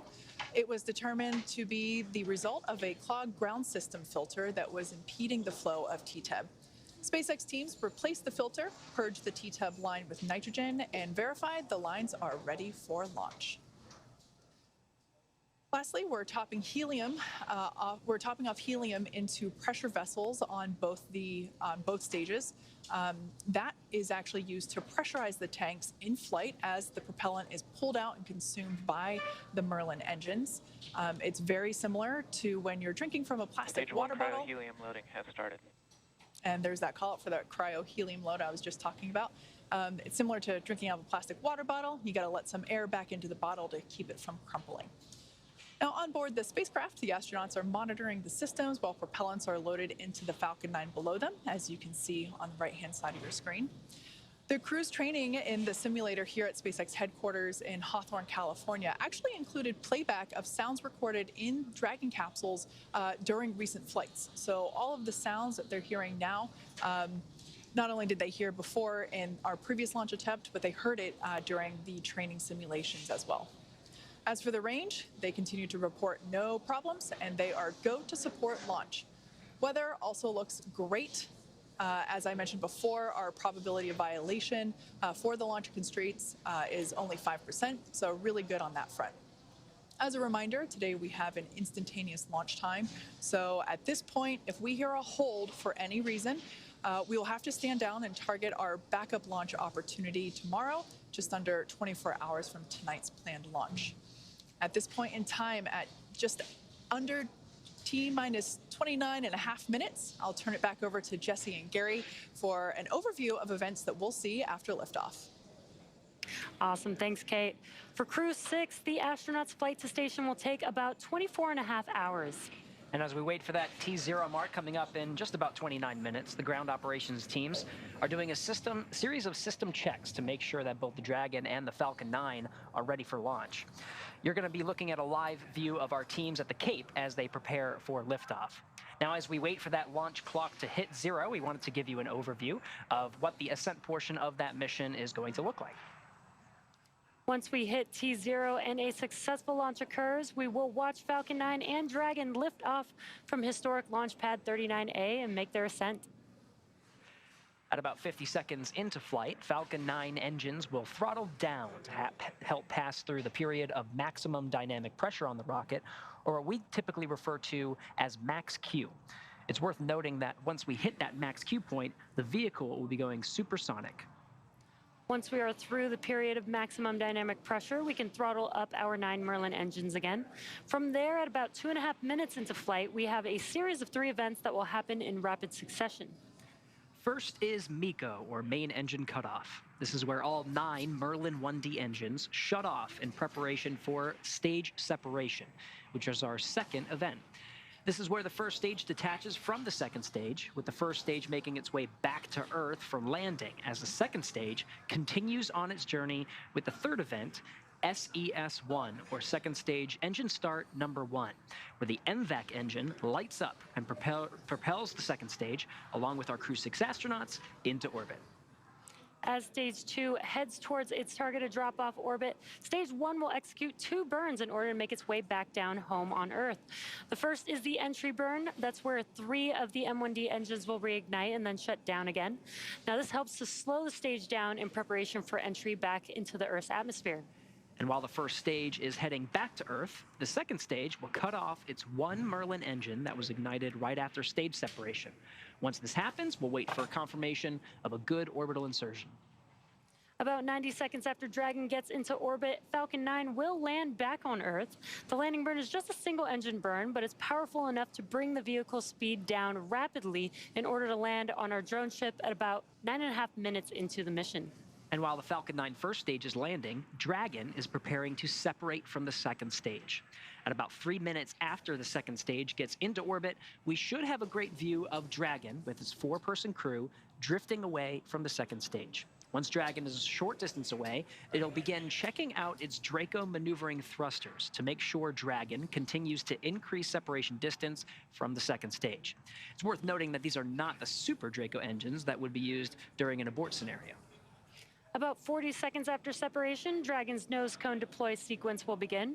It will take roughly 4 minutes for the nose cone hooks to unlatch and open, exposing its guidance navigation controls that will help Dragon autonomously fly to the space station. And lastly, once the nose cone is deployed, the remaining Draco thrusters on the forward bulkhead will be checked. From there, over the next 24-ish hours, Dragon will be in its rendezvous and approach phases, undergoing a number of phasing burns as it makes its way to station. All of that will be coming up soon, but for now, let's check back in with Courtney in Mission Control Houston. Courtney. Thanks, Gary. The flight controllers here in Mission Control Houston are laser focused on the onboard systems of the space station, ensuring it is ready to receive Crew Dragon. They're also making sure communication links between the station, Dragon, and the ground are working properly, and the consensus to this point is that everything is proceeding right on track. Teams here in Mission Control Houston, the team in Hawthorne, and the astronauts aboard the space station will monitor the autonomous docking of the Dragon spacecraft on Friday. They'll perform a series of leak checks, then work to open the hatches on both the Dragon side and inside the station's pressurized mating adapter. We expect hatch opening to take place about an hour and a half after docking. Once on board, the astronauts will be greeted by the space station crew and will then join in for welcoming remarks for the new crew members. From there on out, they will no longer be referred to as Crew 6, but rather as flight engineers of the International Space Station until their return back to Earth. Here in Mission Control Houston, Flight Director Judd Freeling is on console overseeing the team for launch. And that's it from here in Mission Control Houston, so I'll toss it back to the team in Florida. Daryl, how's it looking? We're looking great out here, Courtney, and thank you very much as we cruise around the set here. Our production team doing a great job showing us all the sights and the sounds of the countdown of Crew 6. Liftoff is at 12:34 a.m. Eastern Time, and if you're just joining us, well, we're doing well. Having a great countdown, 24 minutes to go for the 6th astronaut rotation mission to the International Space Station under NASA's Commercial Crew Program. Commander Stephen Bowen, pilot Woody Hoburg, and mission specialists Sultan Alneyadi and Andrey Fedyaev are strapped into the seats, as you can see them here inside Dragon Endeavour. The Falcon 9 rocket fueling operation well underway. The launch escape system is armed. That means Dragon is prepared to launch itself away from the Falcon 9 in case of an emergency on the pad or after liftoff. So far, operations looking and sounding as we would expect. And you can see on the rocket, we're filling her up. The condensation of the warm, humid Florida air down there shows you that, well, my guess would be about a third. But I have no actual telemetry to tell me that. Just going by the condensation coming off the rocket. It really super chills the skin on the outside of the rocket, and then that condenses the air in the atmosphere, the water that's in the air. And it really is something to look at once it's ready to go, all the way up and down the rocket. And the reason they make it super cold is, if there's probably, let's see, 3rd or 4th graders out there, I know that's what my kids are learning about. It's like when something's really cold, it gets dense, so you can get more of it in there. So that's why it's important. Every drop of gas matters when you're trying to get to orbit. You want as much margin. John was talking before about why we build the timelines we do, and so, we always hope everything goes nominally, but we train for all kinds of contingencies. And so we've been talking about launch escapes, but the next phase is rendezvousing with the space station. And so we protect for a problem with either the station or the capsule and having to back away and then come back again in 24 hours. And so all that requires prop and gas, and the further and higher the F9 can get the Dragon, the more options we have. So that's why they chill the gas. You heard calls earlier about the cryohelium, and like they talked about it out at Hawthorne. That means that we have enough gas to pressurize the tanks. And then next you'll start hearing probably in about another minute, they'll start talking about stage 2 fuel being loaded. And so you'll hear calls, you'll hear them talk about stage 2 and stage 1. It's a 2-stage rocket. So there's fuel and oxidizer for both the stages. The first stage, like they described, having the 9 engines, and the second stage having 1. But both of those have separate tanks for the fuel and oxidizer. And you'll hear them calling those out. Because again, the crew probably can't as much hear it like the same way they hear the Super Draco valves, but you can hear sort of some creaking and some noises, definitely some vibrations. So getting a call before that happens just kind of reassures them that sound is expected and gives them a reference point on the time that they're following. We're about 37 seconds away from completing stage 2 RP1 load.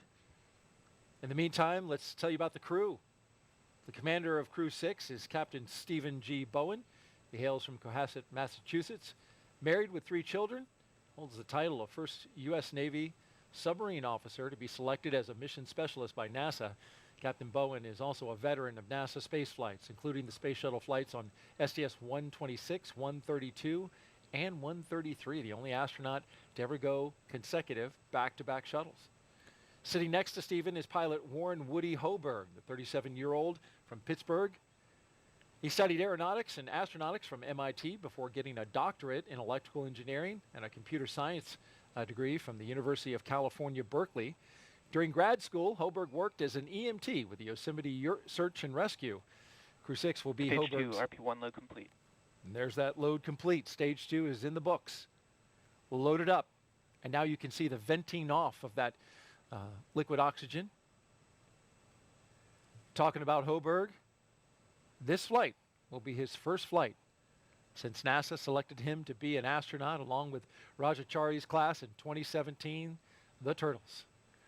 In the role of mission specialist is astronaut Sultan Alneyadi. He was chosen by the Mohammed bin Rashid Space Center of the United Arab Emirates to be a part of expeditions 68-69. Father of 5, spent most of his life in Al Ain and Abu Dhabi, but in 2020 traded that in for astronaut training in Houston at NASA's Johnson Space Center. This will be his first trip to space. And it's also the first trip for second mission specialist Roscosmos cosmonaut Andrey Fedyaev. He will be working to monitor the spacecraft during the dynamic launch and re-entry phases of flight. He will be a flight engineer for Expedition 68, just turned 42 years of age. Each of these 4 crew members will be part of Expedition 68 once they arrive at the International Space Station. T-minus 18 minutes and counting. We had strong back chill that began. And coming up in just a few minutes, we'll start loading liquid oxygen onto the second stage. And I think a great testament to the international partnerships of this program. Half the crew is, international. Sultan being the first UAE astronaut to launch on a U.S. vehicle from the U.S. to have trained at Johnson Space Center. An amazing, completion of the partnership that started several years ago, and taking that now all the way to completion. And just great to see, NASA and space exploration being just this great unifier for the world, especially as, there's low Earth orbit, but then we look beyond that to Artemis and Mars, and just the collaboration and the work to do such hard things and really pulling together the best of all the nations. And the partnership of those nations rises above all else. And it's impressive, the camaraderie of the crews in space with their international backgrounds. So that venting, so we talked about there's 2 things happening. Dragon SpaceX F9 is proceeding with prop load, and we're tracking no issues with Dragon or F9 going into launch. SpaceX Dragon copy. So an update from the core that's on track. So we talked about the condensation a few times, and there's also the venting. So 2 different processes. The condensation is the super chilled fuel cooling the metal and the skin around it. The venting is because it's super cold, as it heats up on the inside just from the air temperature, essentially working its way in there, it vents, and so that's just like a pot boiling, and just like you would, lift the lid off a tea kettle to let the pressure out. This is the same thing you're seeing happen there. So that's what's happening kind of from the middle of the screen. Yeah, and on a calm night like tonight, the winds have totally died down. You can see it as it cascades down like a waterfall coming off the middle of the strong back there. Want to make a quick note about the radio and how you can hear. If you're on local amateur radio on the VHF radio frequency, turn into 146.940 megahertz and UHF radio frequency 444.925 megahertz on the FM mode. You can hear this all around the Space Coast. Stage 2 lock load has started. And there goes our Stage 2 LOX load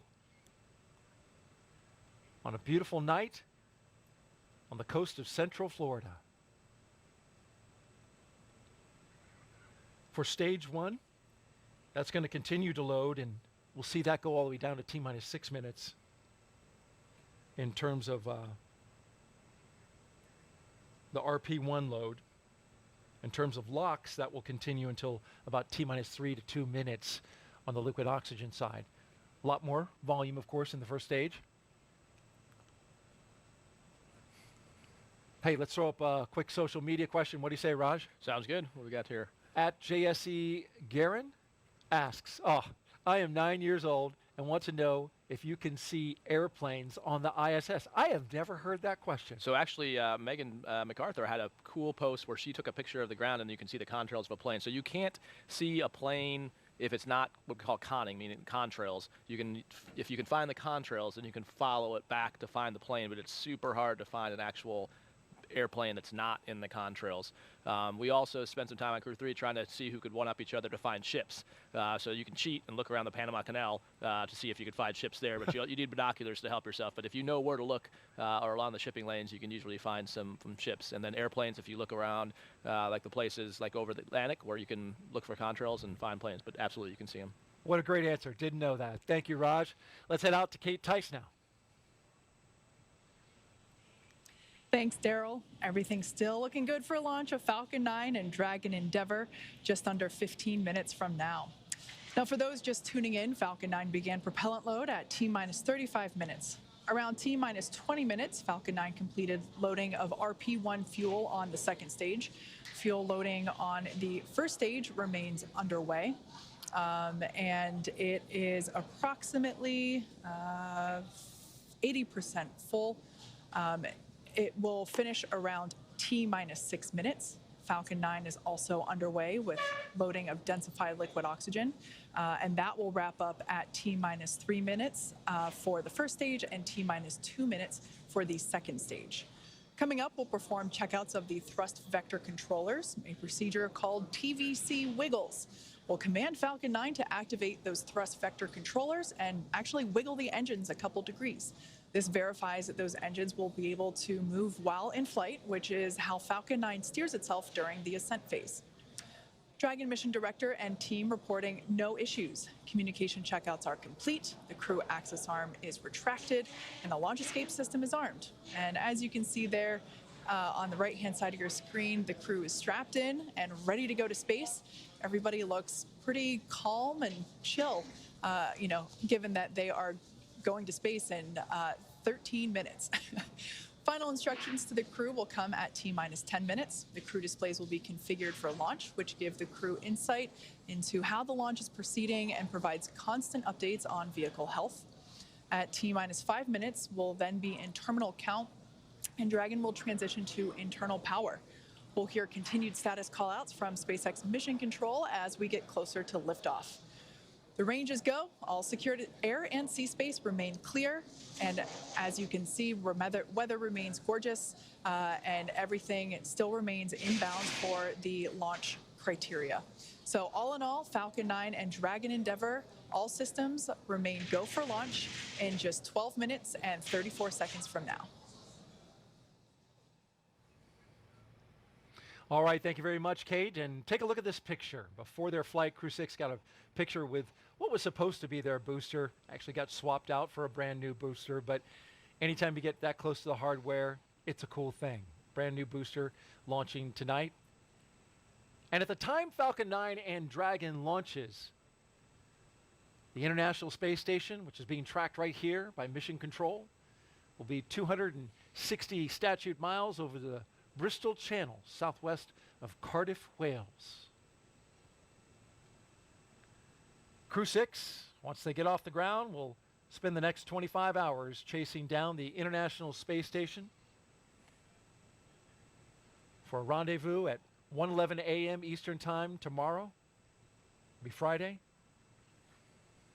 And we'll have live coverage on NASA TV of docking and the Crew 6 welcome ceremony at 11 p.m. Eastern Time tonight.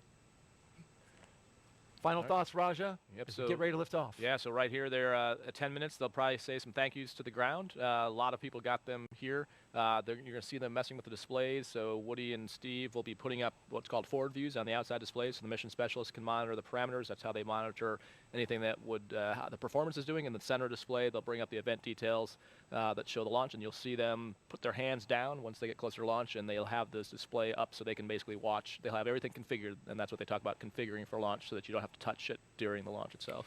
Colonel Chari putting us in the seat of the astronauts with exactly what they're doing. Thank you so much. Appreciate it. And one more thing I want to say. I don't know, Raja. I have a feeling there's love in the air. Not going to give it away, but it just feels like there's love in the air. You got to stay tuned to find out more about that. For now, we'll turn it over to Gary and Kate at SpaceX headquarters in Hawthorne, California. Take us through the rest of the countdown. Thanks, Daryl. That's right. We're exactly T-minus 10.5 minutes until liftoff of Crew 6. As you can see there on your screen, Falcon 9 is underway with propellant loading, as indicated by those white clouds forming around the vehicle. The fuel loading is complete on the second stage. LOX load remains underway. It's about 40% full on the second stage. LOX load also underway. Dragon, SpaceX, confirm crew displays configured for launch. SpaceX Dragon crew displays are configured for launch. Copy that, Steve. And once again, on behalf of the entire SpaceX team, we're honored to have you aboard Dragon Capsule Endeavour on its next trip to the International Space Station. We wish you a great mission, good luck, Godspeed, and enjoy the ride. And thanks again to everyone out there who made the vehicle, the ISS, our mission, and our crew ready for launch. Really want to thank everyone and appreciate the great call, much appreciated call for the scrub the other night. It was a great call and a good learning opportunity for the crew and I think for the teams. And so once more to the breach, dear friends, Crew 6 is ready to launch.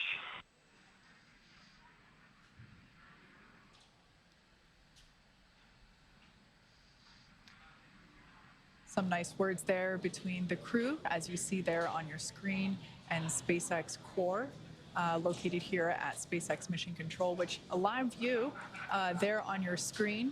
As you can tell by perhaps the ambient noise around me, the energy is starting to grow in anticipation for launch, coming up about 8.5 minutes from now.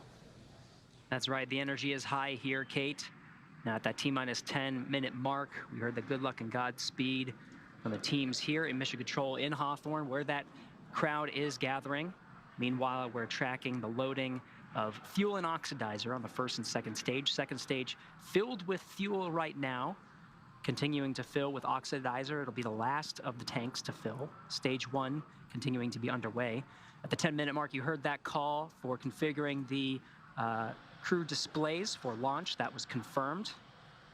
At the T-minus 10-minute mark, it also is a point where Falcon 9 launch commit criteria gets checked by the computers past that milestone. Now we're counting down to the next milestone at T-minus 7 minutes, which is setting up for engine chill. That's right. We should hear that call out in about 44 seconds. At T-minus 7 minutes, we will actually open up the pre-valves to the M1D engines, those 9 engines at the base of the first stage. That will allow a little bit of that super chilled, densified liquid oxygen to flow into the hardware, those turbo pumps. And that basically helps prepare the hardware from a thermal standpoint or a temperature standpoint for that full flow of super chilled liquid oxygen. So we basically open up the pre-valves, and a little bit of that locks, flows in, and helps cool the hardware down in preparation for full flow of liquid oxygen. Engine chill has started. And as expected, there's that call out for that engine chill, indicating the pre-valves are open and the engines are beginning to prepare for liftoff. Now under 6 minutes, 45 seconds from launch. Again, we're continuing to fuel the Falcon 9 rocket. Stage 2 filled with the RP-1 kerosene.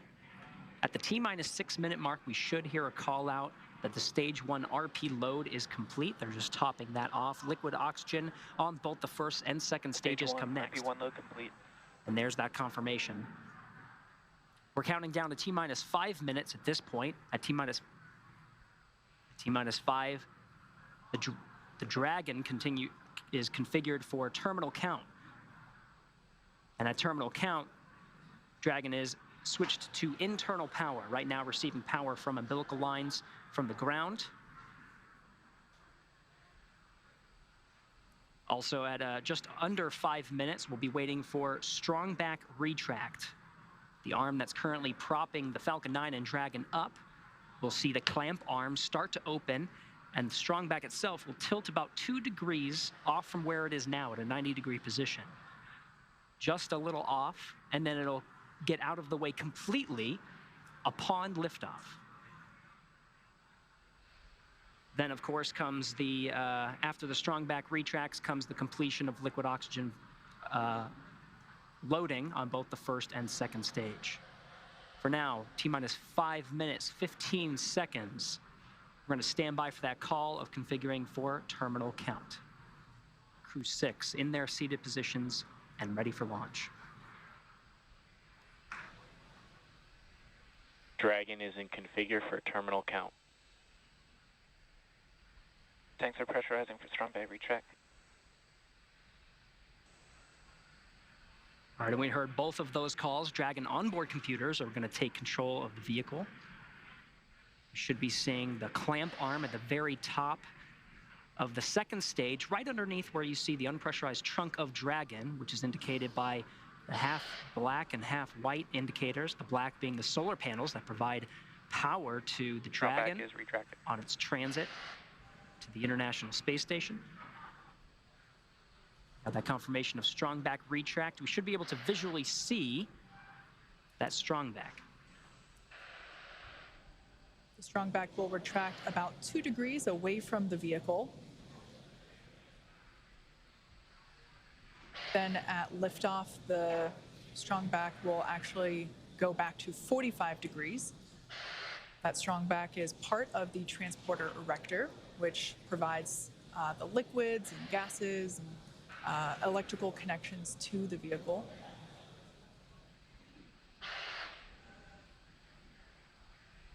As Gary pointed out, those clamp arms opened up underneath the trunk, just above the first stage. And you can see that action happening now as that initial retraction just a couple degrees away from the vehicle.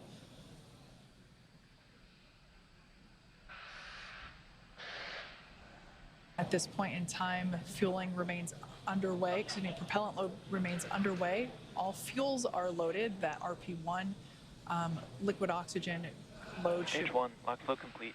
There, we just heard that call out that is all done. Second stage LOX load still underway. That will wrap up at about T-minus 2 minutes. Now that that first stage liquid oxygen load is complete, we'll see some more of that white gaseous cloud forming around the vehicle due to those lines being Dragon closed is off. in terminal count and on internal power. All right, good call out there indicating that Dragon is running on its own power. We are in the terminal count now at T-minus 2 minutes and 29 seconds. The crew remains comfortable there on the right-hand side of your screen. About 15 seconds remaining in stage 2 LOX load.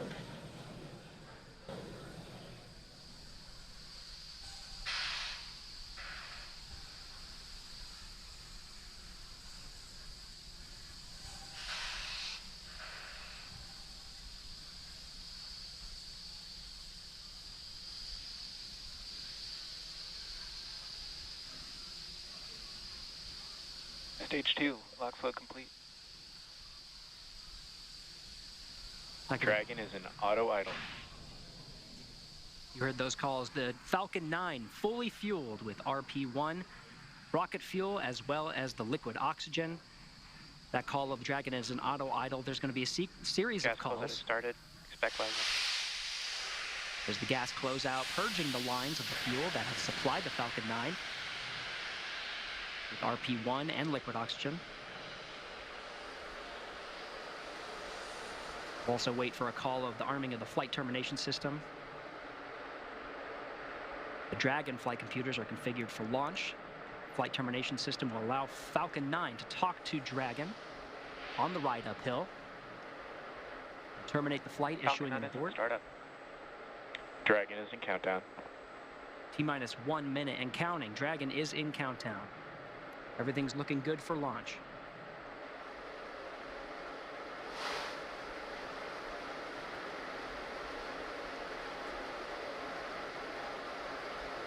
Dragon, SpaceX, go for launch. SpaceX Dragon copy, go for launch. T-minus 30 seconds. T-minus 30 seconds and counting. All teams pulled go.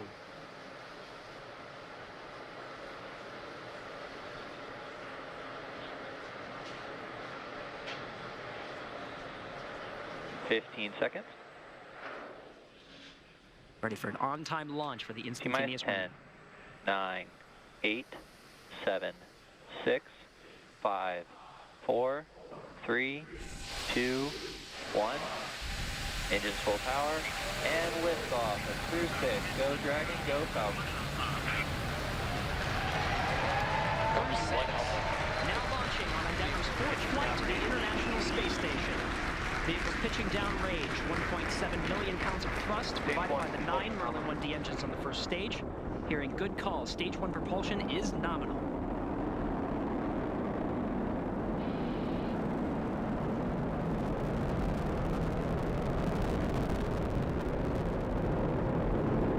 We're now at T plus 34 seconds into the 6th rotational crew mission on board Dragon and Falcon 9. Power and telemetry nominal. Stage 1 throttle down. So there we heard the call out indicating that the first stage engines will begin to throttle down in preparation for max Q, which is the moment of maximum aerodynamic pressure that the vehicle will experience during flight. Vehicle is supersonic. That call out there indicating the vehicle's traveling faster than the speed of sound. Max Q. Stage 1 throttle up. All right, now that we're past max Q. 1 Bravo. Copy, 1 Bravo. That 1 Bravo indicator are different abort modes that are called that allow the ground teams and the crew to track about the position of the Falcon 9 and the Dragon as they make their way up the eastern seaboard. In the event of an abort, these different abort modes would indicate about the position where Dragon would land, started. as well as indicate what series of maneuvers Dragon would indicate. But so far, we're hearing good calls on the performance of the Falcon 9 on its ride uphill. 1 minute 53 seconds into flight.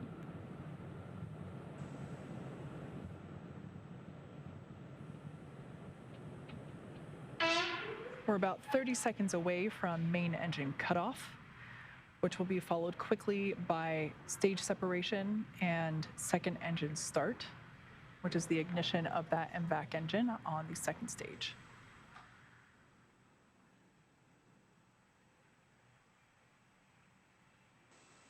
Now about 10 seconds away from main engine cutoff.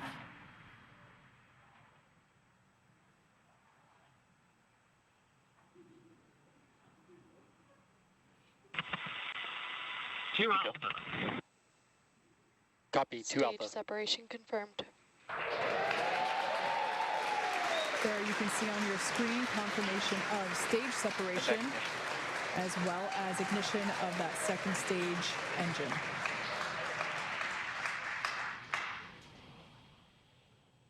Second stage is now carrying the Crew 6 astronauts to orbit.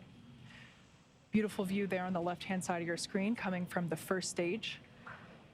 which, as you can see, is still gaining in altitude. It has not yet reached its apogee, a beautiful view of the Florida Space Coast there in the background. Meanwhile, we're tracking good performance on that MVAC engine. On the screen to your right, we'll be hearing periodic performance calls about once every minute of the status of the trajectory of the second stage and the Crew 6 astronauts that are inside Crew Dragon Endeavour. We'll also be hearing call-outs, just like you heard just there, as we pass over the various ground stations along the ascent track. Dragon, SpaceX, nominal trajectory. There's that performance call-out. Dragon acknowledges nominal trajectory. As for the first stage there on the left-hand side of your screen, that first stage still gaining in altitude, although that gain is slowing down. It will be making its way back down to Earth, landing, attempting a landing on our drone ship. Just read the instructions, which is located off the Florida coast by a couple hundred miles.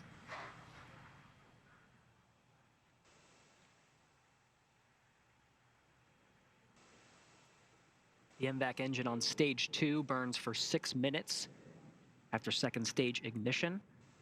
We'll continue to see this engine burn until about 8.5 minutes into today's flight. Dragon, SpaceX, nominal trajectory. SpaceX Dragon, nominal trajectory. Again, these performance calls happen once a minute. Flight teams continuing to track the Falcon 9 and its ascent. Everything's looking good so far. You'll also continue to hear those check-ins of the ground stations as we pass them. At this point in time, we're roughly 2 minutes away from the next major event, which will be the entry burn for the first stage. We will relight 3 engines, 3 M1D engines on that first stage to help slow the vehicle down as it re-enters the Earth's atmosphere. We're approaching 200 kilometers in altitude. It's about 124 miles. Meanwhile, velocity. Dragon, SpaceX, nominal trajectory. Good trajectory calls. About to pass 12,000 kilometers per hour. SpaceX Dragon acknowledges nominal trajectory. It's about 7,500 miles per hour.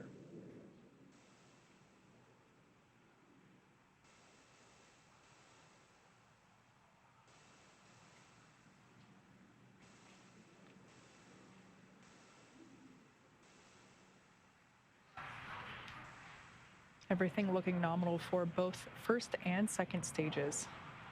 Now coming up to T plus 6.5 minutes into flight.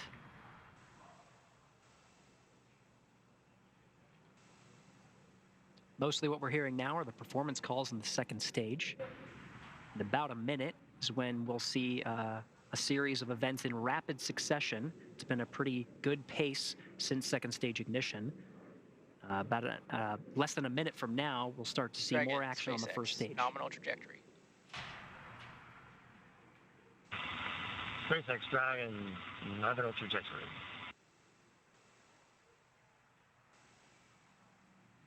As Gary mentioned, those callouts occurring about once every minute. Now we're about 20 seconds away from the first stage entry burn. That burn will last about 30 seconds and help slow the vehicle down as it re-enters back into the Earth's atmosphere. Stage 1 entry burn startup. And there you can see Stage 2, FTS has safed. on your screen that first stage entry burn has begun. That booster sees high drag, which actually scrubs roughly 70% of the velocity by the time that the landing burn begins. So about another 10 seconds of this entry burn. Again, 3 engines relit, the center and 2 Stage 1 radial entry burn engines. shutdown. And conclusion of that entry burn. Meanwhile, good performance on the second stage. Since second stage ignition, we've been in a 2 alpha abort mode. The next abort modes will happen in rapid succession to Bravo, to Charlie, Delta, Terminal and Echo. guidance.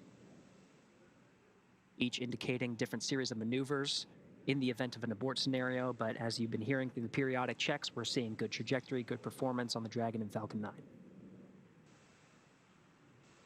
SECO, second stage engine cutoff, would be coming at 8 minutes 48 seconds. We're coming up on that event. SpaceX Dragon Shannon. Shannon. Copy, Shannon. Now off the coast of Shannon, Ireland. Standing by for SECO.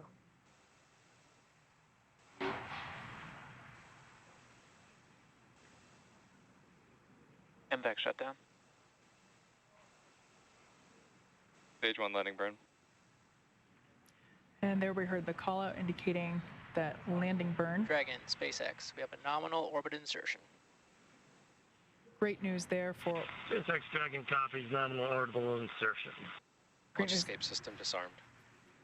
For Dragon Endeavour. Stage 1 landing leg deployed. Attempting to land on our drone ship, just read the instructions. Stage 1 landing is signal. And there you can see on your screen, and also indicated by the cheers behind me, successful landing of this booster. Its first trip to space, and therefore its first landing. An eruption of applause here at SpaceX Mission Control. And of course, after second stage engine cutoff, you heard that call that the crew is in orbit. They're now in a coast phase, where the second stage remains idle for about 3 minutes before Dragon separates from the second stage. Meanwhile, you can see that first stage in the legs right on target. We're now getting views from the second stage. You can see this is one of the cameras that's pointing up into the trunk of Dragon. Of course, we're continuing to get views of the expansion nozzle at the end of the MVAC engine. But the crew is in orbit. Falcon 9 has almost done its job. It completed its job with propelling the astronauts through the 6 minutes of the second stage, and of course, the more than 2.5 minutes of the first stage. Continuing in this coast period. We're heading to about the 12-minute mark after launch. So we're approaching 11 minutes right now. But it's great to see the crew in orbit.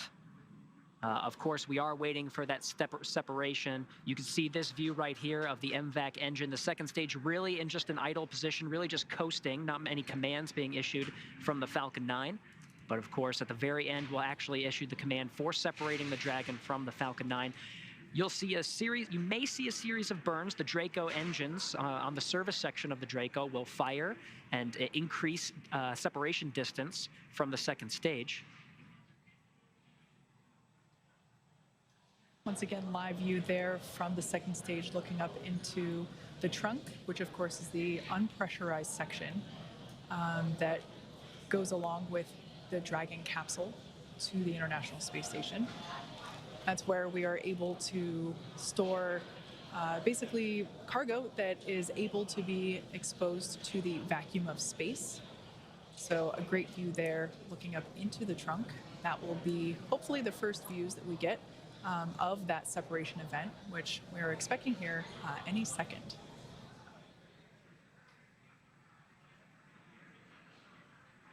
There you can see on your screen confirmation. Dragon separation confirmed.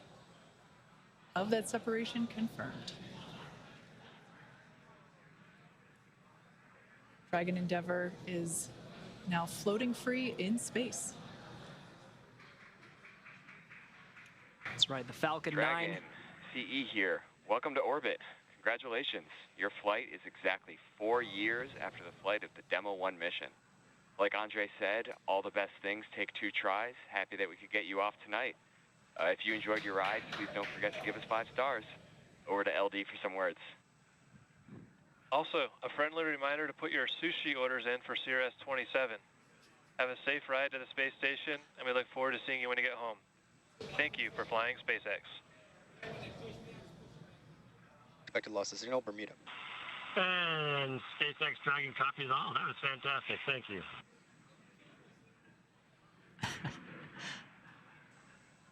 The Crew 6 astronauts, of course, having a strong bond. And SpaceX Dragon, we'd like to really, for the great ride to orbit today. It was greatly appreciated. May have taken two times, but it was worth the trip. And I guess I'll pass it over to Woody for some words. Yeah, SpaceX Dragon, just want to say as a rookie flyer, that was one heck of a ride. Thank you. I would say there's an absolute miracle of engineering, and I just feel so lucky that I get to fly on this amazing machine. Thanks to SpaceX, thanks to NASA, Commercial Crew Program, and our international partners. A lot of innovation went into this, tireless work effort, and a lot of painstaking attention to detail and focus on testing. And I think that's what makes it all possible to fly humans in space. Thank you.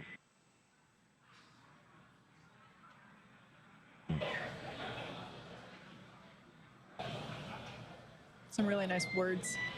Всем ребят, за подготовку, за то, что помогали в этом деле. Мне и всем ребятам. И я хочу сказать, что сегодня человечество делает еще один шаг в подготовке к новому большому скачку. И для меня огромная честь быть частью такой большой и дружной семьи и величайшей международной команды, как Международной космической станции, работая вместе на благо всего человечества. Today humanity takes another step for next big leap, and for me a huge honor to be part of such a big and friendly family and the greatest international team of the ISS, working together for all mankind. Thank you.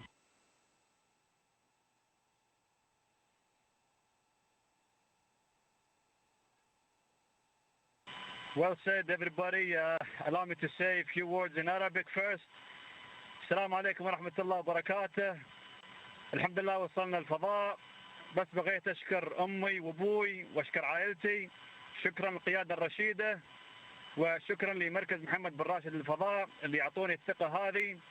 وكذلك أشكر كل من جهزنا ودربنا لهذه اللحظة التاريخية من مختلف وكالات الفضاء في أنحاء العالم.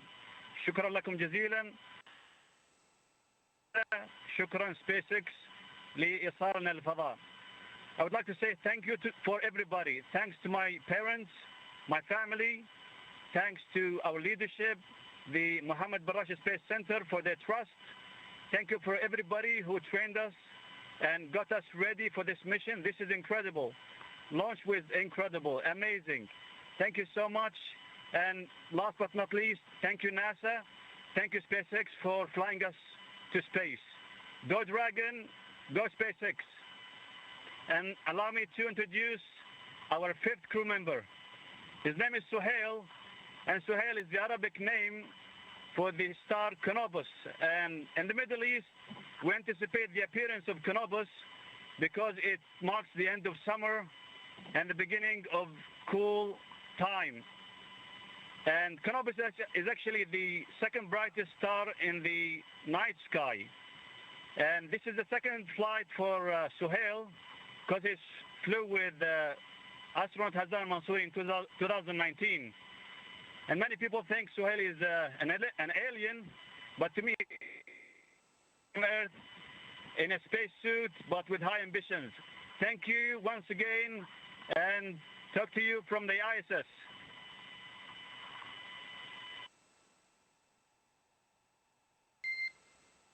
And Dragon SpaceX, we copy all those words.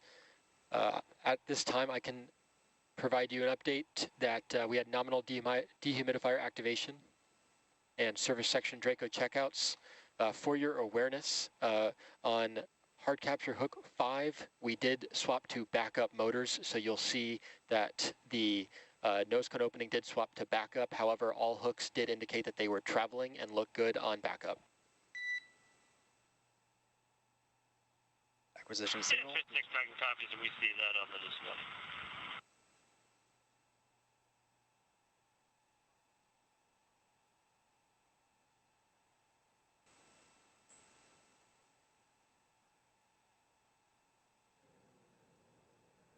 All right.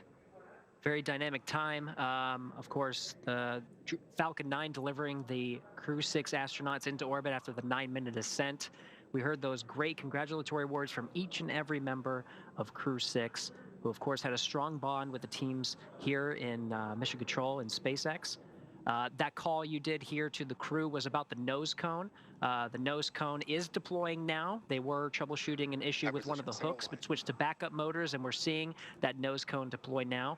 But Crew 6 is now on its way to the International Space Station. It's going to take about 24.5 hours. So they'll go through a series of checks, a series of initial burns, and then eventually have a sleep period before waking up and really getting into the action with a lot of the burns that bring it closer and closer to the International Space Station.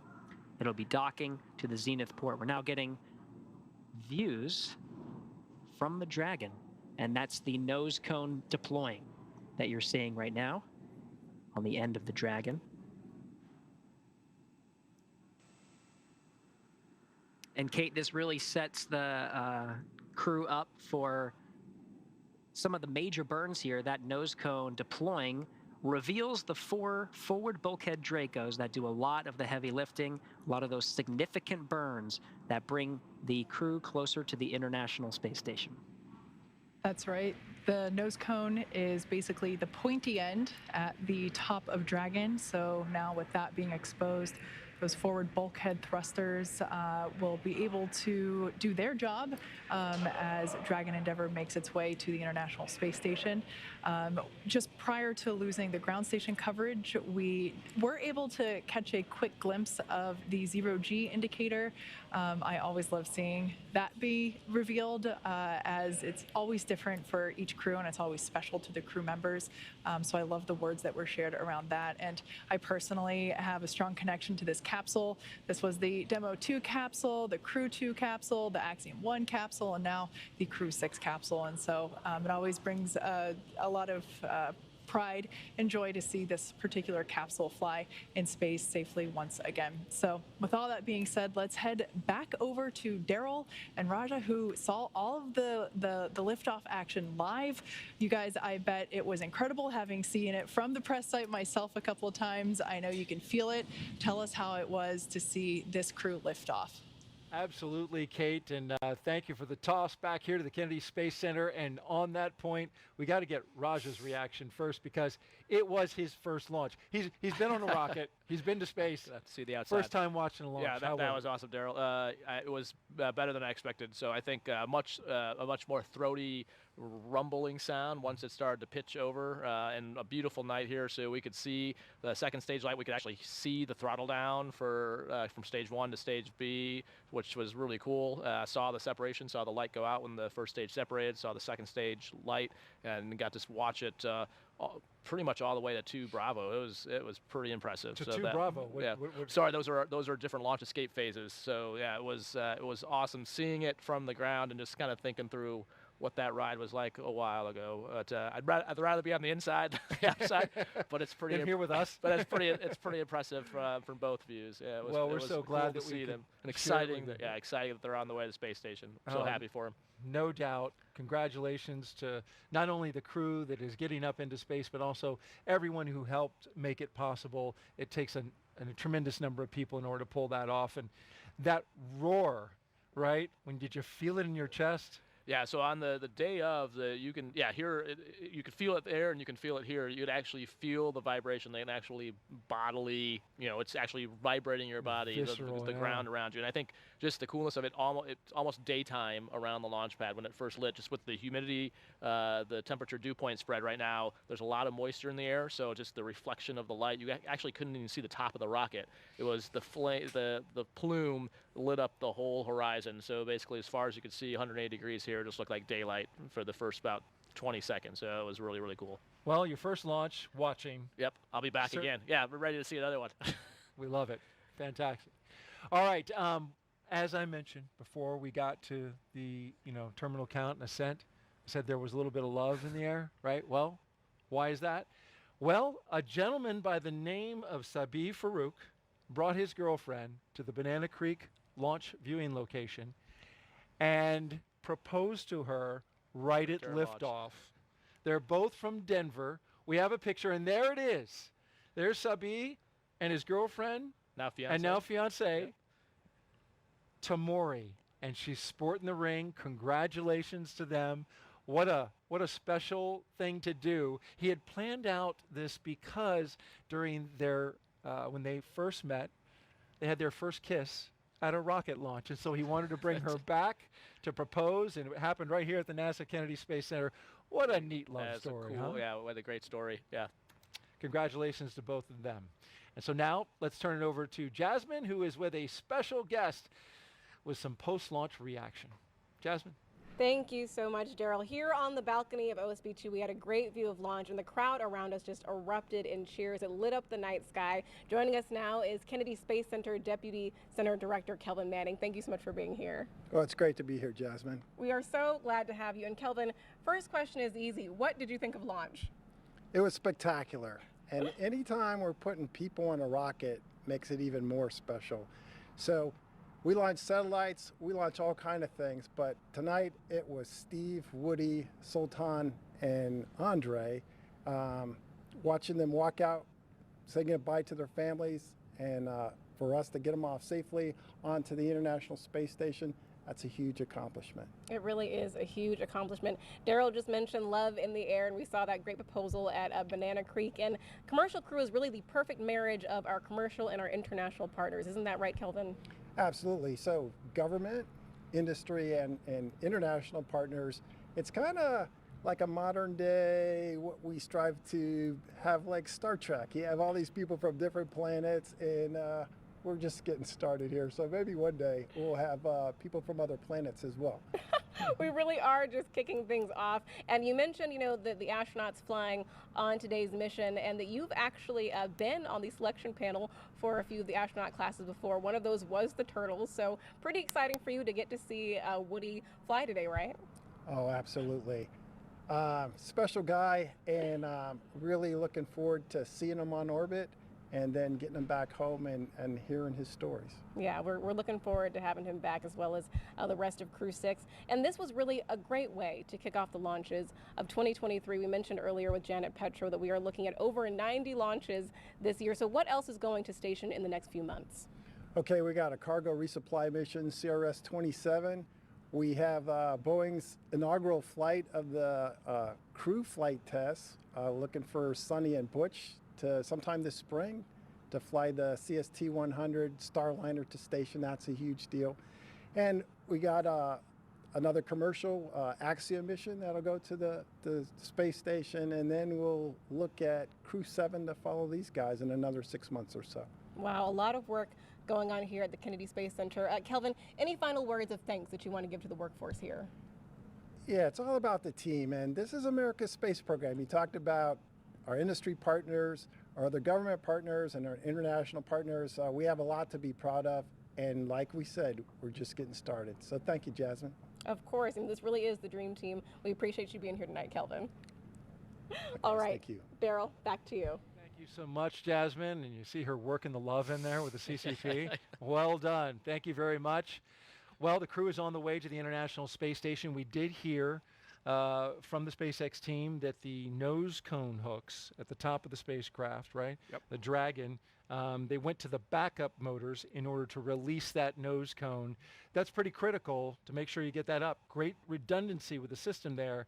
But why is that so important that that nose cone comes off? Yeah, so you can't dock to the space station without the nose cone. So as we saw, just looking at the views of the capsule before liftoff, it's closed for aerodynamics, because you don't want the door wide open while you're flying through the air. Once you're in space, of course, there's no drag, so then you can open that up. And that exposes the camera and the sensors that allow the Dragon to dock with the International Space Station. There's a whole lot of stuff going on, so the crew was working the comms back down to the ground and monitoring a whole bunch of systems. So we saw the separation. They have telemetry that gives them information about that. And then the next step is the nose cone deploy. And as you heard the Corps mention, all of those hooks, there's a dozen hooks.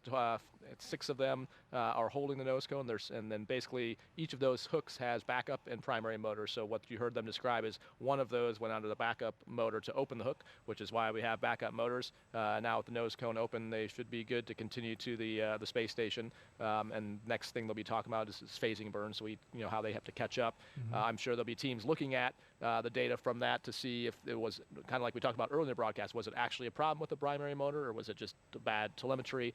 So the ground has some ability to suss that out with some extra data they have. They can try resetting things. So my guess is when they go to actual docking, they may retry that primary motor just to see if it's working, and then they have the backup motor still as an option.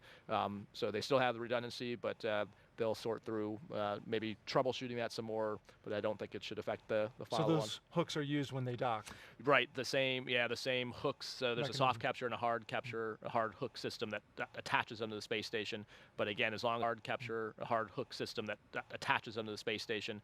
But again, as long as the backup motor's working, it should be fine. Should be good to go. Yep. All right, well, we will track it all along the way, and we know we saw visual confirmation of the nose cone coming off. Yep. Saw that right on the video with the cameras that SpaceX has. And so now Stephen, Woody, Sultan, and Andrey are on course to arrive at the International Space Station around 1:17 a.m. Eastern Time tomorrow. And of course, NASA TV will be wrapping up our coverage, but you can follow along with Crew 6's entire ride to the station and hear real-time audio from space to ground on our mission audio stream on YouTube.